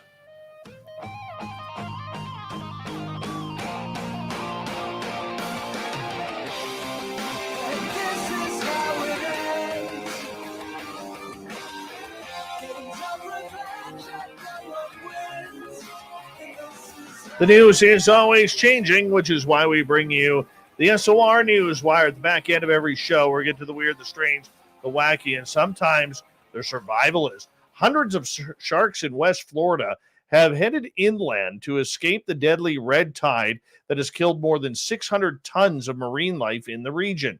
Different shark species, including bonnethead, black tip, nurse, and lemon sharks, have been spotted darting through Longboat Key and into channels of Buttonwood Harbor, far from their usual habitat. You saw fins at first, just popping out, said resident John Wagman. Just something I'd never seen in the canal before. Reports of marine predators in the bay started surfacing last week.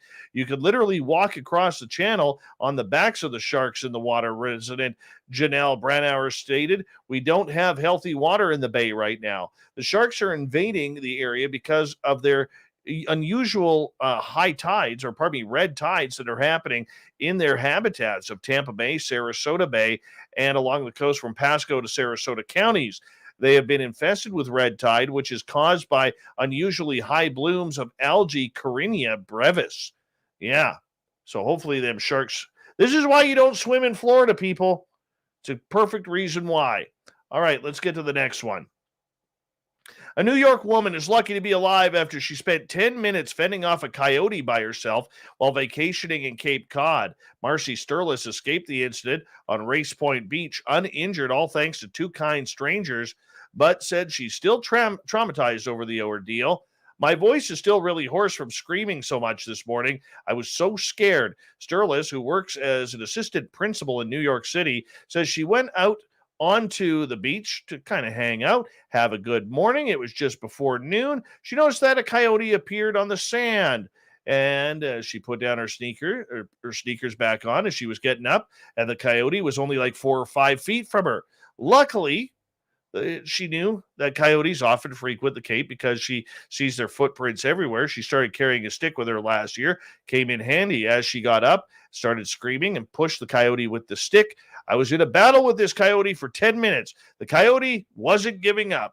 It was a little too curious because it wasn't responding to my screams of get away and shaking the stick at it. So finally, more people came up and she was able to get it out of there. Good for her. Coyotes are a nuisance sometimes.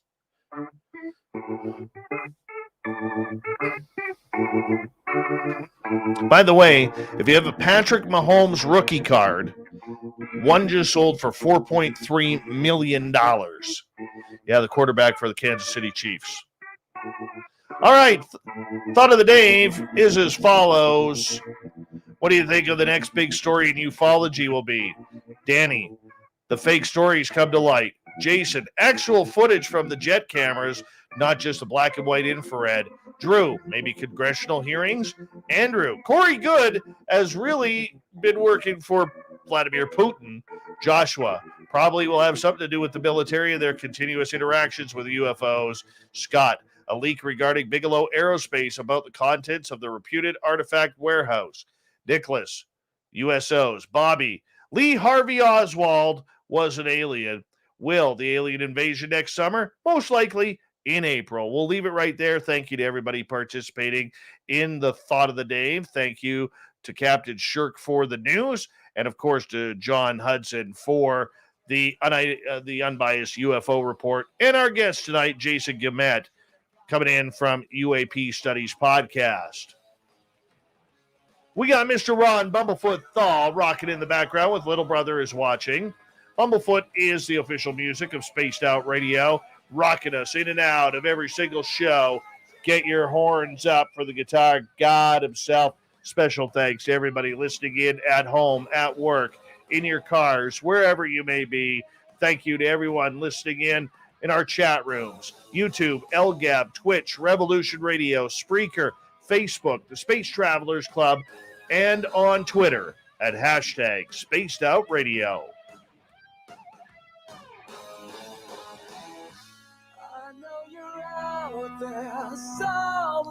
Remember, this show is copyright by Spaced Out Radio and SOR Media Ventures Limited. Thank you so much for choosing to share your evening with us. Because together, my friends, we own the night. Mr. Bumblefoot, we need a favor. We need you to take us home.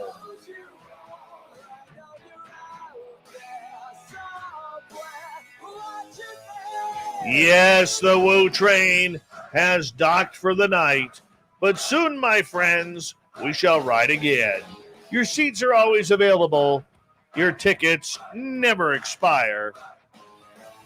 And if you want to bring a friend, we've got room for them too. Good night.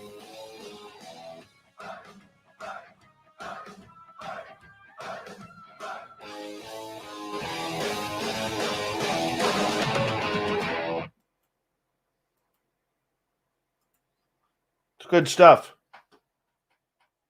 It's good stuff. Good stuff right there. Whew. Thank you, Alan. Appreciate that. Mitchell Darling, thank you. Oh. We had a good show tonight, people. Good, solid radio show. It's awesome. Jason's a great guy, man. That was my first time talking to him today. Like, I talked to him a little bit before the show. What a great guy. Honestly, just a fantastic guy. It's nice. Very humble.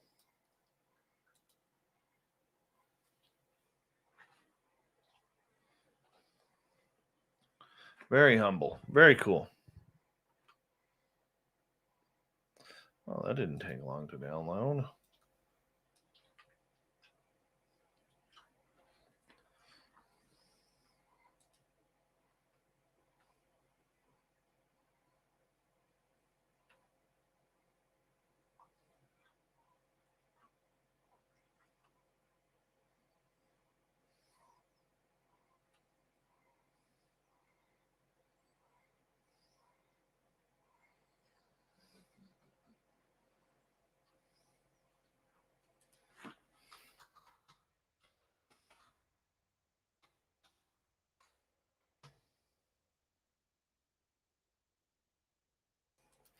All right, let's start to cut this up. That was quick. Hold on 2 seconds here.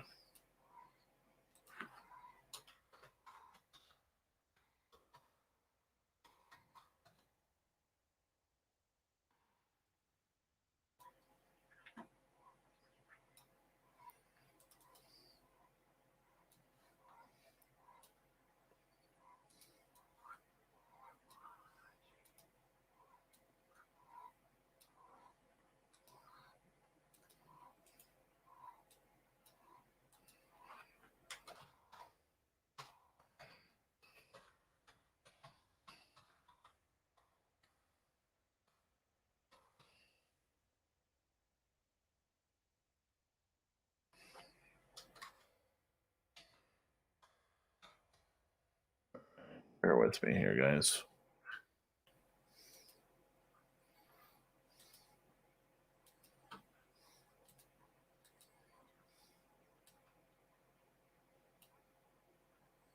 Go here. All right.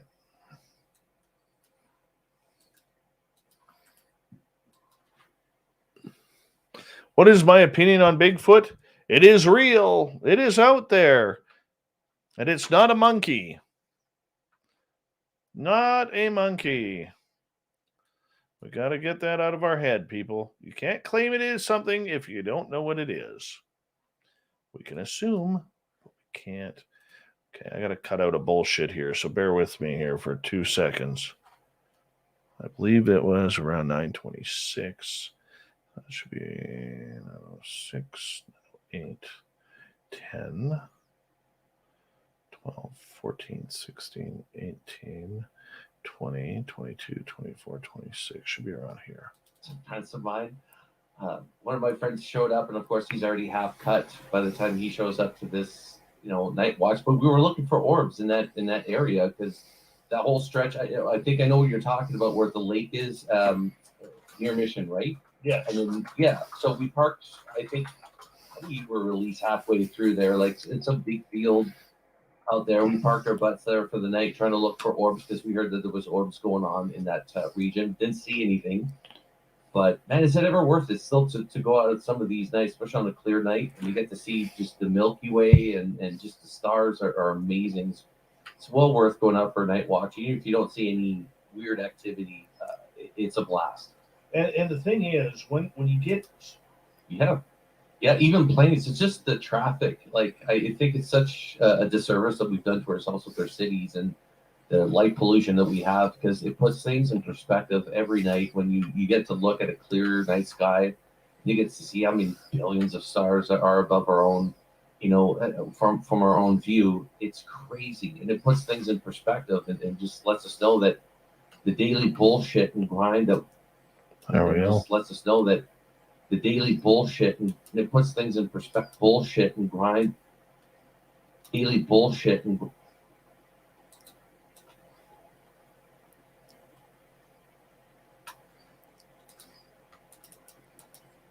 the grind that we all do. And pardon my English here, but the BS that we do.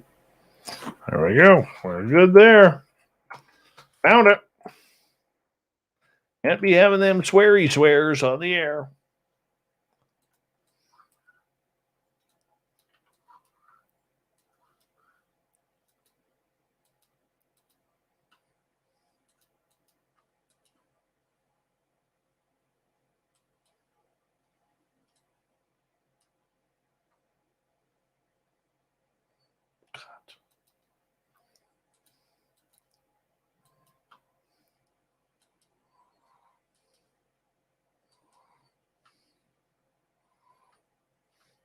Nope, no waffles.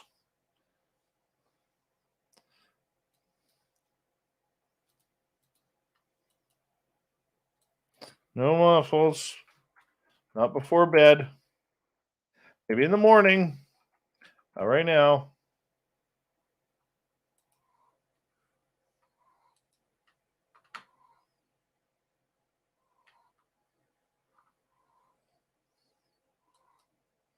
So we don't want to be doing any of that potential breakfast for dinner bullshit.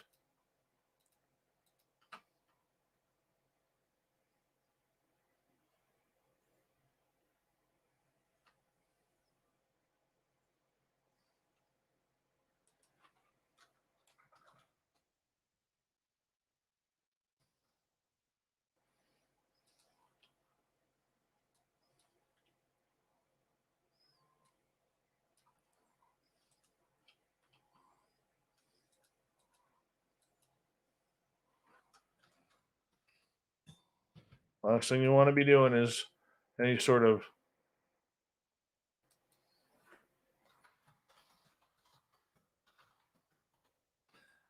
eating that breakfast for dinner bullshit.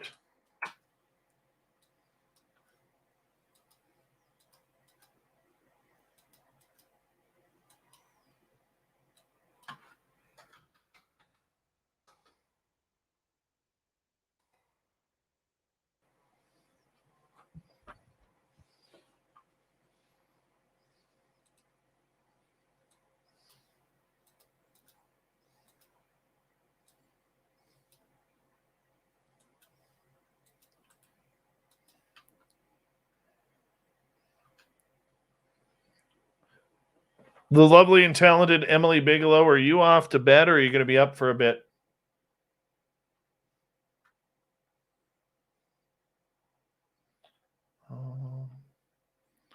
There's that one.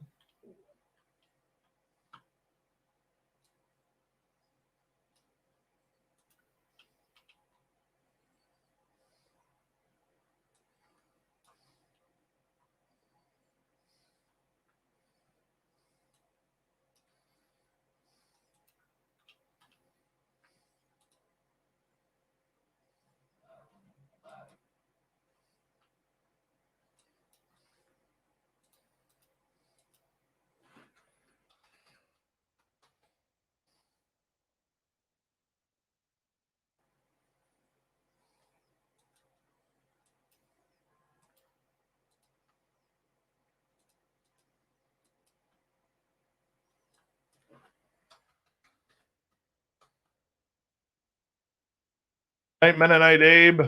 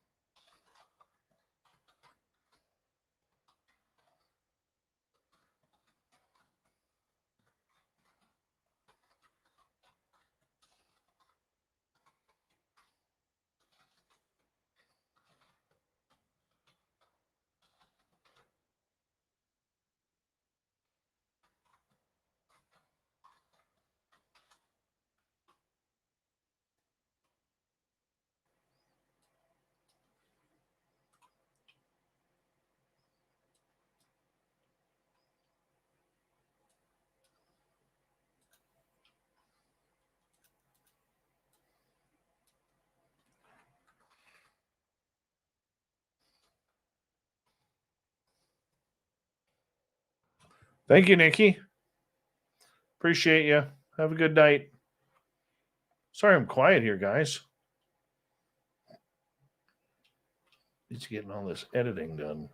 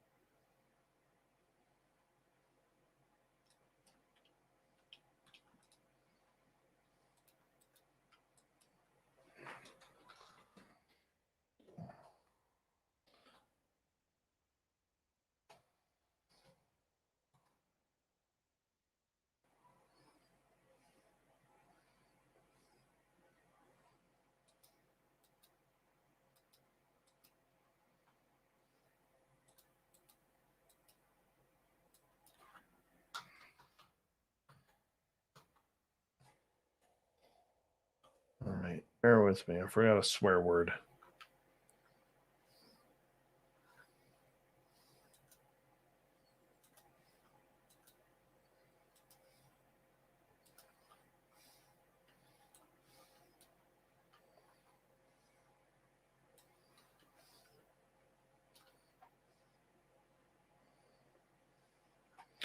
Should enjoy your podcast, UAP Studies Podcast. Let everybody know where they can find it.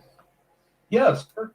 Is that I think there's a lot Or just faded out of the sky. But what I like is that you still had Christopher Mellon, you still have Lou that are still going around saying, no, we're going to continue the cause. The cause, TTSA might have lost the objective here, but the objective is still very clear. And the fact they're still sticking to their guns today goes to show you that their hearts are in a good place. Well, I can tell you my opinion of Lou. Yeah. I think there's a lot he wants to say that his own credibility in front of the media being taking this subject from the government and science to the woo category. Right. But, the woo category will come with it. Because you can't have the scientific community dismissing that woo factor out of, when we're talking about the 5E contact, when we're talking about the abduction phenomenon, cattle mutilation, all those weird things, the scientific community, when they say they're going to investigate that, they're going to have to investigate those as well. It can't be selective, no, we're only going to do the videos that are shot from, F Hornets or F-18 Hornets. Like, no, it needs, all of it needs to be studied. And that's why ufology is such a mess, because there's so much ground to cover that one person can't possibly have the answer to this. It has to be a crew. But yeah, for what you're saying about Lou, it's probably true. Like, he probably did experience something. He probably has something that he's holding back that he can't say. But I've been in his camp the whole time. Like, could you imagine what it would be like if Lou Elizondo? It's unfortunately, like, because you've been around long enough to know that sort of happens. There's always somebody comes out, it seems good at first, and over time becomes tainted. That's just human nature. I mean, we always start off with good intentions, and it always turns out to be like TTSA. I was quite disappointed. I thought they were off to a good start, and then it sort of just stalled, and then it dwindled, and that star just faded out of the sky. But what I like is that you still had Christopher Mellon, you still have Lou that are still going around saying, no, we're going to continue the cause. The cause, TTSA might have lost the objective here, but the objective is still very clear. And the fact they're still sticking to their guns today goes to show you that their heart In a newsroom, all right, they're taking those phone calls. as opposed to all this other information that we've had for the last 76 years. Well, there's 60,000 residents of Phoenix who would like to know what happened. He didn't say that, but he has seen some strange stuff. We only got 3 minutes left. I want to get this question in from Mike Weller. Sure. Do you know anything about Barry Littleton's claim that UFOs are grown? Did the experience? Yeah, absolutely. 2.5 minutes to go with you tonight. And I got to say, I can't believe, Jason, how quickly he's seen it. Great Canadian humbled. Apple or iTunes, I should say, because they're making it difficult to have the answer to this. It has to be approved. But yeah, for what you're saying about Lou, it's probably true. Like, he probably did experience something. He probably has something that he's holding back that he can't say. But I've been in his camp the whole time. Like, could you imagine what it a couple months ago? But we got that. So we only got 3 minutes left. I get with no inside information being. Taking this subject from the government and science to the woo category. Right. But the woo category will come with it, because you can't have the scientific community dismissing that woo factor out of, when we're talking about the 5E contact, when we're talking about the abduction phenomenon, cattle mutilation, all the weird things. The scientific community, when they say they're going to investigate that, they're going to have to investigate those as well. It can't be selective, no, we're only going to do the videos that are shot from, F Hornets or F-18 Hornets. Like, no, it needs, all of it needs to be studied. And that's why ufology is such a mess, because there's so much ground to cover that one person can't possibly have the answer to this. It has to be a crew.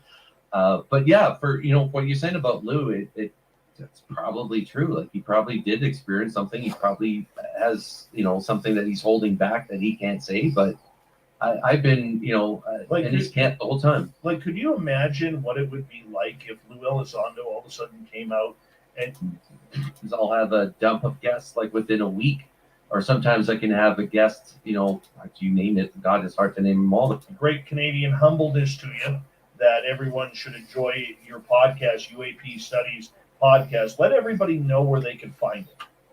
Yeah, so it's available everywhere except Apple or iTunes, I should say, because they're making it difficult for me to get on there. But it's available everywhere that your podcast providers, such as Amazon, you name it. God, it's hard to name them all. They're all out there. iHeartRadio, basically wherever you get your podcast, you're able to get UAP Studies on it as well. Worst case scenario, just guests. So it's not Absolute pleasure. Like, sometimes I'll have a dump of guests like within a week, or sometimes I can have a guest, one a month or two a month. So it's whenever I have somebody noteworthy to come on. That's when the episode drops. Man, hunting and experience is basically, watching the skies and not being at home. That's the main thing. You're not going to see a UFO. I gotta find this. Home, watching TV every night. Timed it out, everything. UFOs are people that are like fishermen, people that are outdoors. You always hear UFO experiences are outdoors. That's where it takes place. The most important part would be just for people to communicate and talk about this subject. It's the most important part, I think, is having people on buses talk about it. People on the airplane next to you talk about it. Talk about, have you listened to, Spaced Out Radio? Have you listened to, UFO subjects? Like, what's your thoughts on it? Just having a discussion amongst, us all. Like, the same way you would talk about the weather, I think, is the most important part. Should be around here. That's probably true. Like, he probably did experience something. He probably has, something that he's holding back that he can't say. But I've been, in his camp the whole time. Like, could you imagine what it would be like if Lou Elizondo all of a sudden came out and said that he's an experiencer, that he has been face to face with aliens? I mean, that would be like, we got him to admit on this show. I don't know if you heard a couple months ago, but we got him to admit that he's seen aliens. I didn't hear that part. Oh yeah, that you might want to go back and check that out. It's the that's first a time whole shit. Yeah. Yeah. So There it is. seen aliens. I didn't hear that part. Oh yeah, that you might want to go back and check that out. It's the Yeah, first that's a time we whole shit. Yeah. Yeah. So I mean, there we, with that. Holy shit. Yeah. Yeah. Shit. Yeah. Yeah. Yeah. Shit.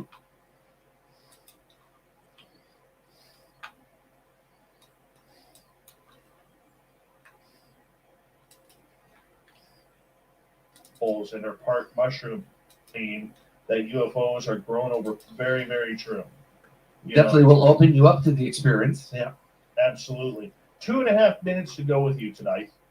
And I got to say, I can't believe, Jason, how quickly this. Can you imagine what it would be like if Lou. I mean, that would be like, we got him to admit on this show. I don't know if he's seen aliens. I didn't hear that part. Yeah. Yeah. Yeah, First that's time a we- whole shit. Yeah. Yeah. Shit.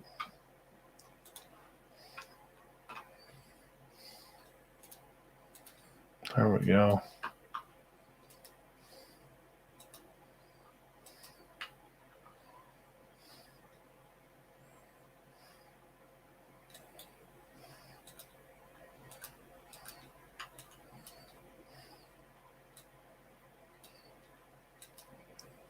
There we go.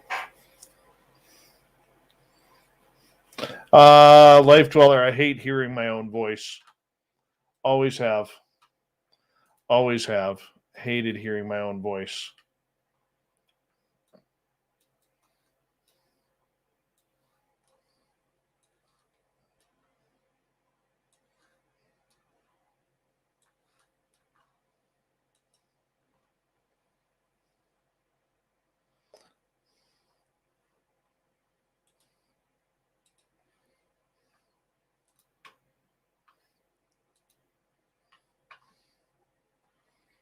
Yeah, I rarely listen to myself. Unless I have to. I tune myself out or quickly skip by it because I can't handle it.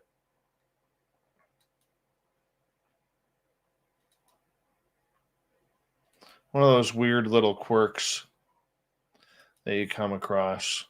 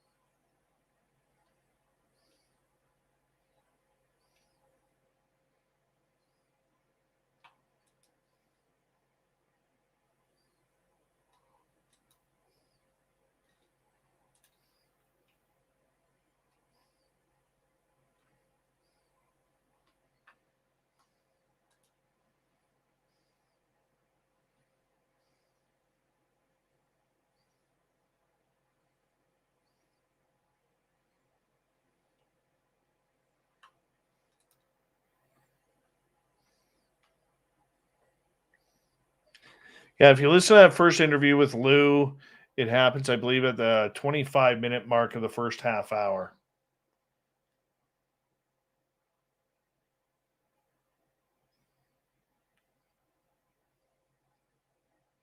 Oh, John B. Wells has an incredible voice. My voice is too high pitched for that. I wish I had those deep, dulcet tones. I'll be right back, guys. I'm just going to hit the bathroom here. I'll be right back.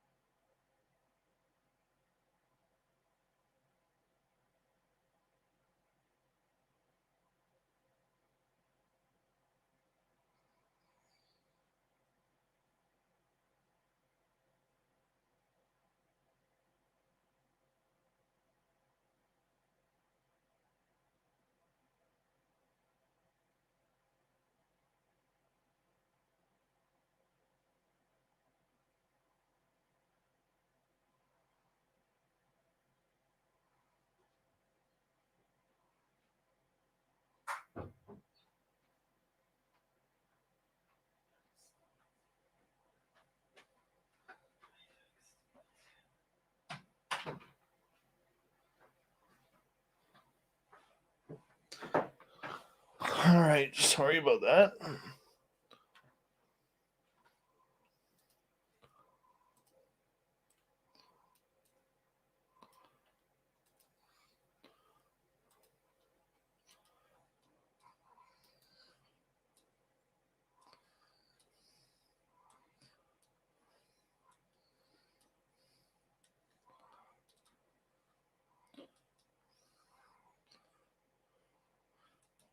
This, like this.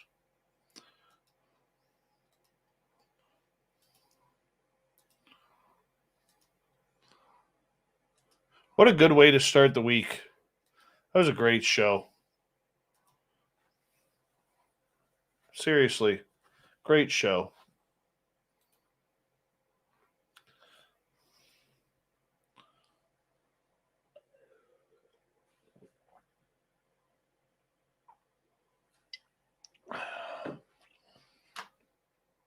So happy about this one. Tomorrow night on the show, Geraldine Orozco is here for the Spiritual You. And we love it when Geraldine comes on the radio.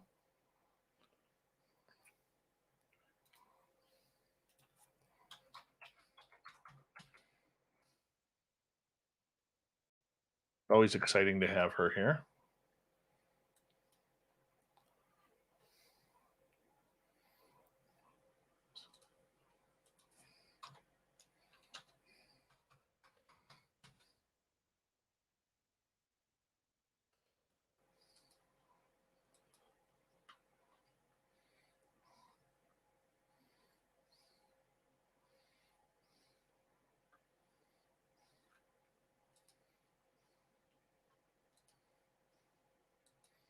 Forgot to do that.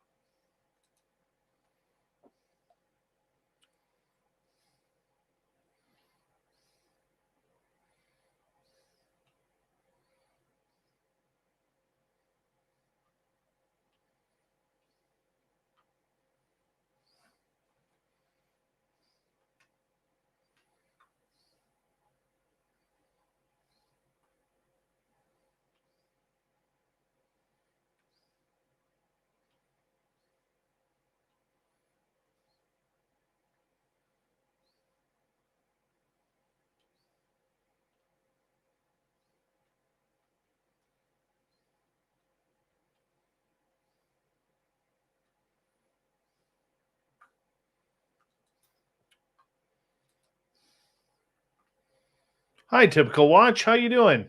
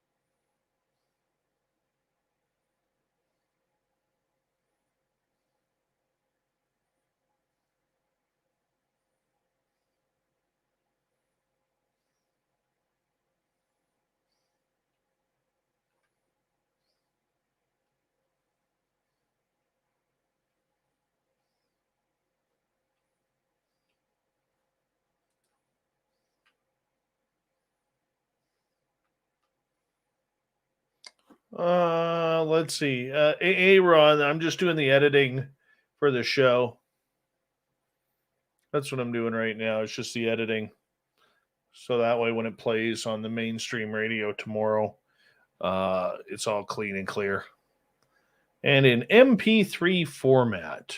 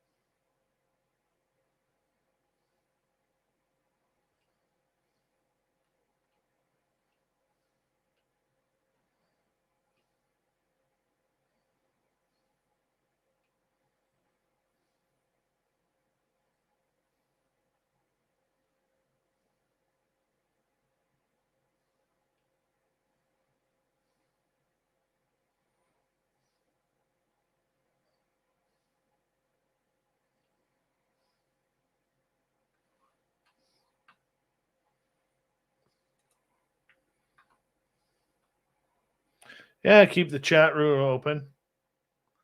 What the hell is a Billy Bragg? That sounds country music. If it is, Dave won't be singing it.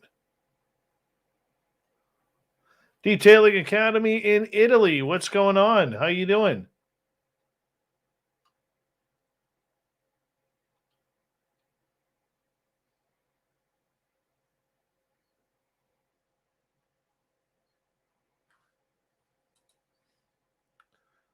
Go.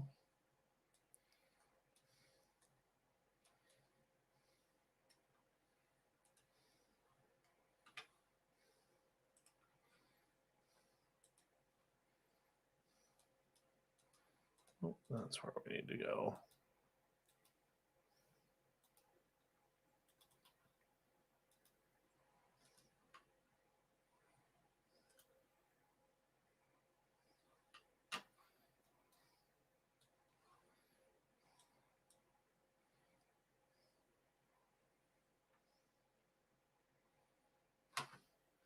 Nice.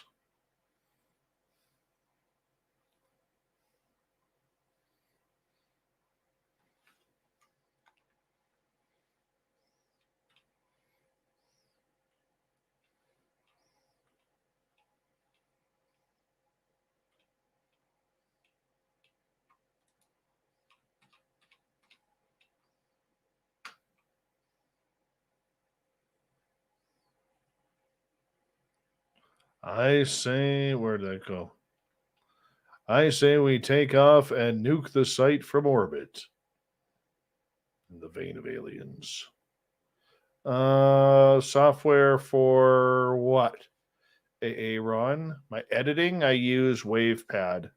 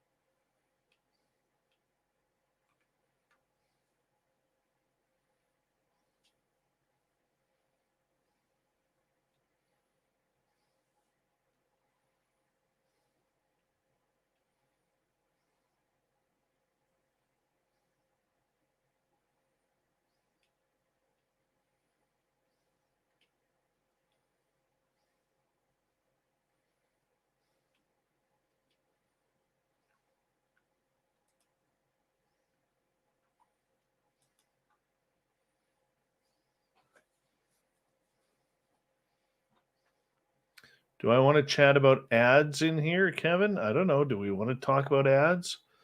Dave slices audio like a sushi chef. Yeah. Nice and quick about it.